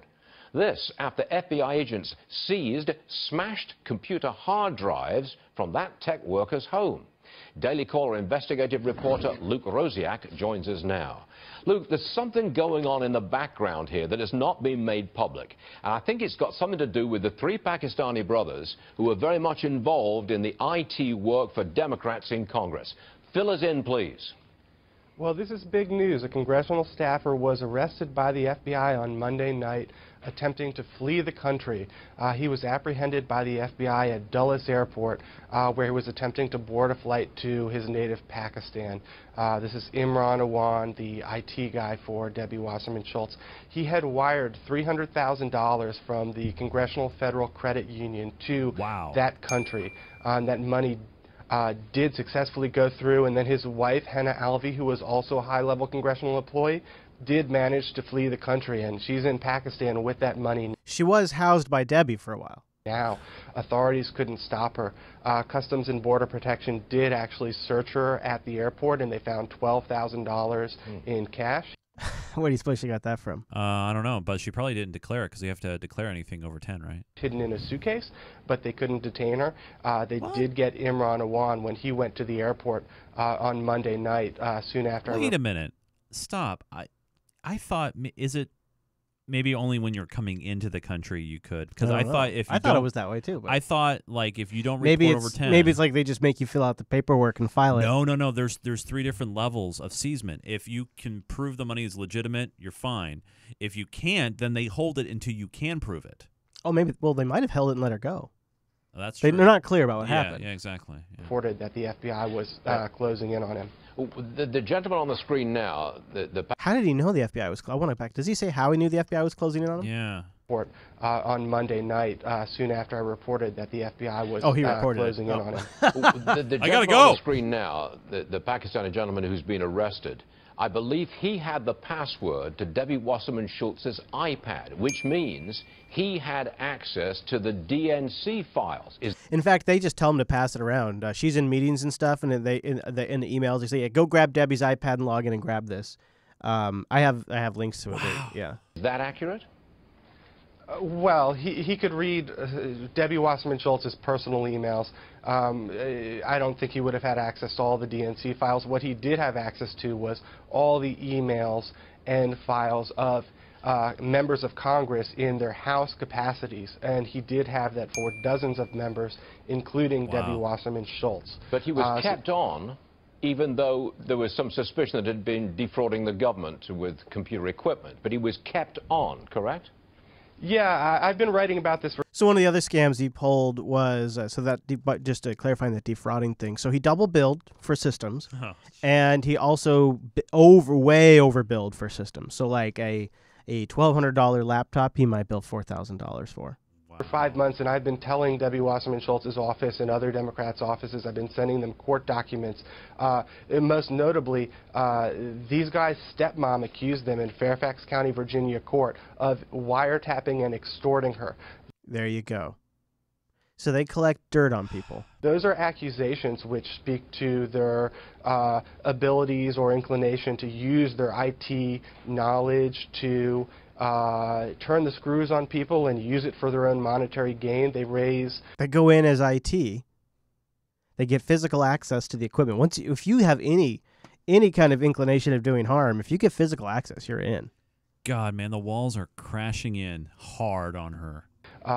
They raise concerns about what they might have done with their access to members of Congress's emails. So we don't know what they did. Abuses on the House network are a component of this FBI investigation, but there have been numerous very credible allegations, including from their own family members, about these guys going on for a long time now. Okay. Come back soon, please. Yeah, Verituna points out he'd also remove systems, their own systems, and then sell their own systems back to them. Oh, so this is even more of a mind bender when you think about the whole damn thing in context. So you've got WikiLeaks that received a bunch of DNC emails. You've got the fact that it exposed that Debbie was the ringleader of an effort against Bernie from within the DNC. After she gets fired and or resigns, whatever it was, she is then hired by the Hillary Clinton campaign as a global campaign manager or something like that. Clinton then helps campaign for her in Florida, so that way Debbie remains elected in Florida. This whole thread stinks super bad. Like maybe Debbie had a group of thugs that were getting dirt on people that they were using to get them to vote for Hillary or get them to do this or that. I mean, one could speculate a million different ways, but it seems to be something super shady was going down with those Owocki brothers. Man, oh man. And Wow. it's a story that we've been just sort of following in bits and pieces for a while, but it really broke more this week. Well, that's what happens when you're trying to leave the country. Now, we're going to play a couple of high notes before we get out of here. Yes. And I suggest to you that But wait. Yes. But before we do that, I was just gonna. Oh, I was just gonna. okay. I was gonna roll right. Well, you over said that. high note. I was like, whoa, pump your brakes. I know. You know, speaking of pumping your brakes, Chase, you better watch out because I don't want you distracted in Segue. Washington State. Beginning July 23rd, if you hold your phone while at the wheel, you're breaking the law. On the road, off the phone. That's right. You might hear that on Seattle radio. That's right. This Sunday, this past It's a new Sunday. law. It's a new law. That's right. You can't also, hold your phone. You know what else? Vape pens, cigarettes, like food, right? You can't do that either. Isn't that part of it? Yes and no. Oh. There's a lot of confusion right now happening in the media I am about confused. that. But basically, in a nutshell, if you're doing something against the law as a primary offense, like say I know you're it's not a speeding, primary offense. if you're whatever, and at the same time you're eating a sandwich, you're putting on makeup or whatever, Shaving. they can add on an additional penalty. Yeah, a big one. But I want to say a big thanks to all of you guys who support us over at patreon.com/unfilter. That is the website you need to go to after this show and support us, because thanks to you guys, we don't have to take ads. We don't have to be beholden to those evil corporations. Well, maybe they're not all evil, but but it just means that we are beholden to our patrons. And so what we're really trying to do is just make those people happy every single week. And the more we get, the happier we are. And the more we just can work harder and harder on this damn show. That's right. Patreon.com/unfilter. Yeah, we were able to open up recently a few more spots in Club 33. I believe there How many might do be. we have left? Let me see. I'm gonna. I think it survey was says 2. Oh wow, two spots remain as of right now. Now you might be wondering what gets me for Club 33. But so first off, Well, you get the bag. You get right into that sack. Get into the sack, and because of last week's departure of Mr. Chris Fisher, I wasn't going to say nothing. I was going to gloss. Right yeah, over fair it. enough. I forgot about it, so blame me. Yeah. I will take full responsibility. Yeah. I did forget. Plus, you get to participate in the swag club. That's For right. free, you get the swag. And the other thing we're experimenting with too is like higher end Unfilter merch, where in that case we'll give you like the deepest discount, where it's essentially you get it at cost and stuff Right. like that, or close to it. And that you get in Club 33, as well as really the good prideful feeling of keeping this show on the damn air. That's right. So other levels are also muchly appreciated, we should say. Like at the investor level of $5, you get access to the source files of the show, which are there's so many more clips than what we show and play here. That's pretty good. And then even if you can't afford a lot, $2 is an awesome way to just sort of kick in some support and help us get towards our next milestone. Yep. And there's also there's going to be more and more coming ways to interact with the community. That or just spreading the word about the show. That's if you can't financially support us, that's another great way to do it. So next week, you guys, be on the lookout, Club 33, for that email that I'll be sending out to everybody before the show next week, and you can be a part of my sack and go to patreon.com/unfilter. And thanks so much, you guys, for supporting us. I think this high note has one theme, and that theme is there is money in them there green hills, and everybody is working an angle to try to make money from pot. Everybody. And this is a breathalyzer company that's going to try to make a little money. At sobriety checkpoints, police are looking for drivers who may be impaired. Marijuana has become just as strong, if not stronger, of a problem with driving as alcohol. San Francisco police estimate 1 in 4 drivers they stop for driving under the influence is stoned. All right, so first of all, I don't buy. Let's back up here a little bit. This guy right here, who seems to be a really at a DUI checkpoint, a well-informed individual that's stopping the free citizens of the free world at a. By the way, in Washington checkpoint. State, checkpoints not legal. Marijuana has become just as strong, if not stronger. Just as strong, if not stronger, of a problem with driving as alcohol. Prove it. Well, what does that mean? It's a strong or stronger problem as alcohol for driving. I don't really even understand what that means, because we follow this pretty closely. There's been 2 major studies. Both of them are kind of sort of titled in a way that makes it sound like THC influence is way up for people behind the wheel. But really, when you break it down, it's it's sort of like a 2 to 3% increase, and in most cases, alcohol's involved too. So I'd really like to know what data this guy's citing, because following it pretty closely, I've definitely seen those two reports. We've covered them pretty extensively on this show in this segment. So I would assume what he must be doing is his personal observation is what I'm left with. Since the studies don't bear out what he's saying, I'm assuming it must be his personal observation. Well, yeah, if you are entrapping people during Saturday night. San Francisco police estimate 1 in 4 drivers they stop for driving under the influence is stoned. Identifying them takes a field sobriety test. Oakland-based Hound Labs wants to make that easier. Oh, and here comes the pluggy plug. It's been working on a breathalyzer for pot that measures the amount of THC in a person's breath. The company gave us this video of its first field driving test. So the media is doing a great job of just taking the little bits of information that this breathalyzer company is giving them and putting a package together for them. So this company runs their own study. Yep. You know what a phenomenal waste of money and time it would have been to set up. Look at this, dude. They got cameras with rigs, with cranes.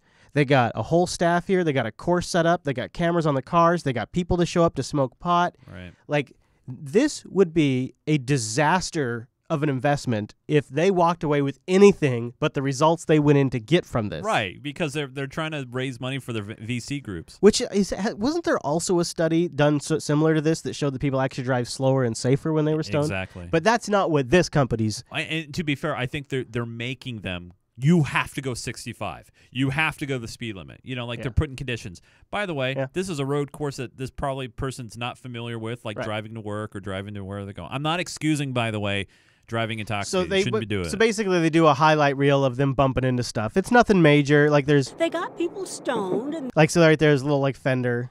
Yeah, but to be fair, first off, a freaking thing comes out, and then the other thing's there. The whole point of this test Come on. was to show what happens when you get impaired. No, the whole point of this test is to build hype for your breathalyzers. What the whole point of this test is. Come on, because they hope to put that son of a gun on the market very soon. Would have likely resulted in a fatality. Hound Labs is currently conducting clinical trials and plans more driving tests soon.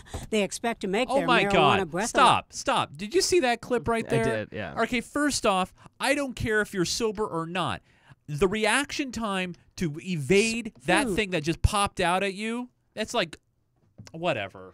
Well, this is a bullshit. What's great is they can just keep doing this over and over again. Yeah. They expect to make their marijuana breathalyzer available by the end of the year. Oh. Just in time for the state's new recreational pot laws. All right, so first off, that blue car that cut him off, he's in the fault. Yeah, this test is bullshit. Well, it's pretty great. I think this is where the most outrage is to be had and the most money is to be made is in the driving stuff, because you can really hype people up about the driving under the influence thing. This is some good stuff. Yeah. Just like you and I need a license to drive, and delivery trucks for virtually every product need to be licensed, believe it or not, until this month, delivering legal weed from grow house to pot shop did not require a license. My God, believe it or not, Chase. Believe it or not, people were able to do what they wanted to do. They could just drive from point A to point B and get a paycheck. But now, since it's legal, we got to make some more money. Chase, it's not just that. I think it's a real professionalization for this industry. It's a professionalization for the industry. Oh, fair enough. Yeah, so licensed weed drivers, so another cut off the top. Yeah. And then of course you have the media who loves themselves a pot story now. CNBC is doing this big piece over the weekend about pot. They're all excited about it. They've been running promos, but local news can't help themselves too. Even when there's no real outrage to be had, they're still all in. Concerning sight for parents near an elementary school. One parent reached out to 13 Action News. So one person. After spotting what appears to be a field of marijuana just 500 feet away from the school. Oh my God, the children. How old are these kids, by the way? Wait, elementary school, right? I'm going to imagine that probably it's an elementary school filled with preschoolers. It's just that dramatic. Well, first off, I doubt that any elementary kid even knows what field is next to them. Yeah, but what about the crime that might come into the area, Chase? The crime. 13 Action News reporter Brian Callahan explains why not everything is as it's... Brian Callahan, think he was here in Seattle. Yeah. Well, That name sounds familiar. He's on to new pastures now. Seems in a story that you asked us to investigate. You asked us, so one person different emailed guy. in. One person emailed in and attached a picture. Actually, literally, Chris, you ask, they investigate. All it takes is one person. Just you.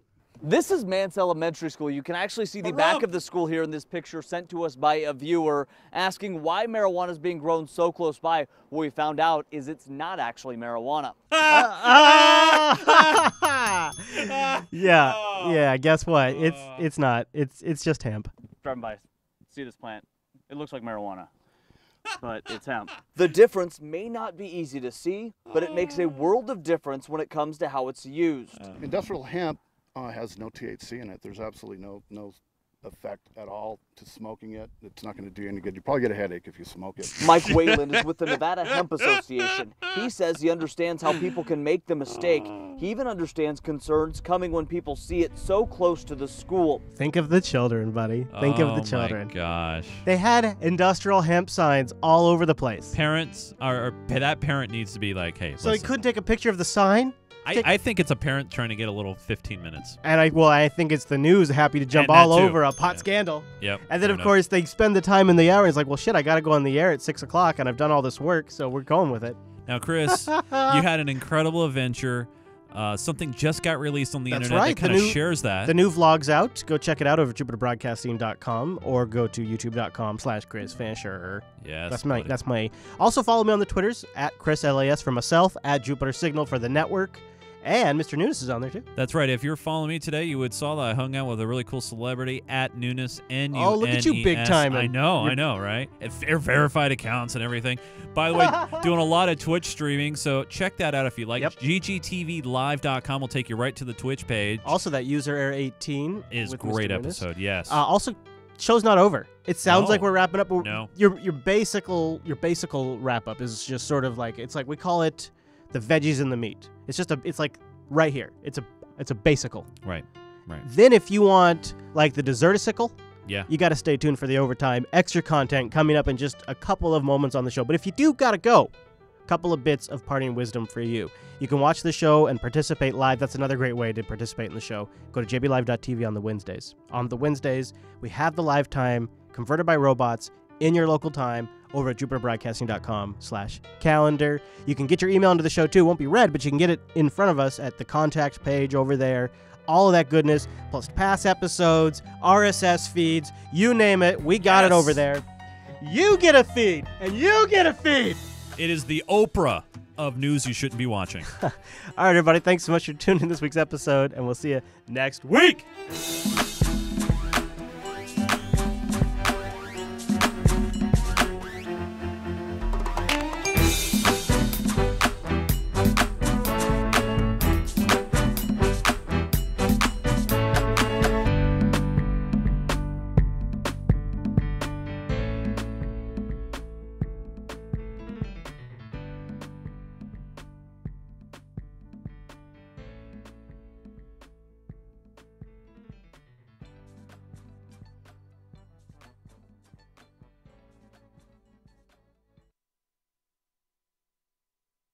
Wow, and the overtime was like 40 minutes, too. Holy shit. Great show. JB titles. I know we got some great ones. I know we do. White House Apprentice. That's not bad. I'm surprised we haven't used that yet.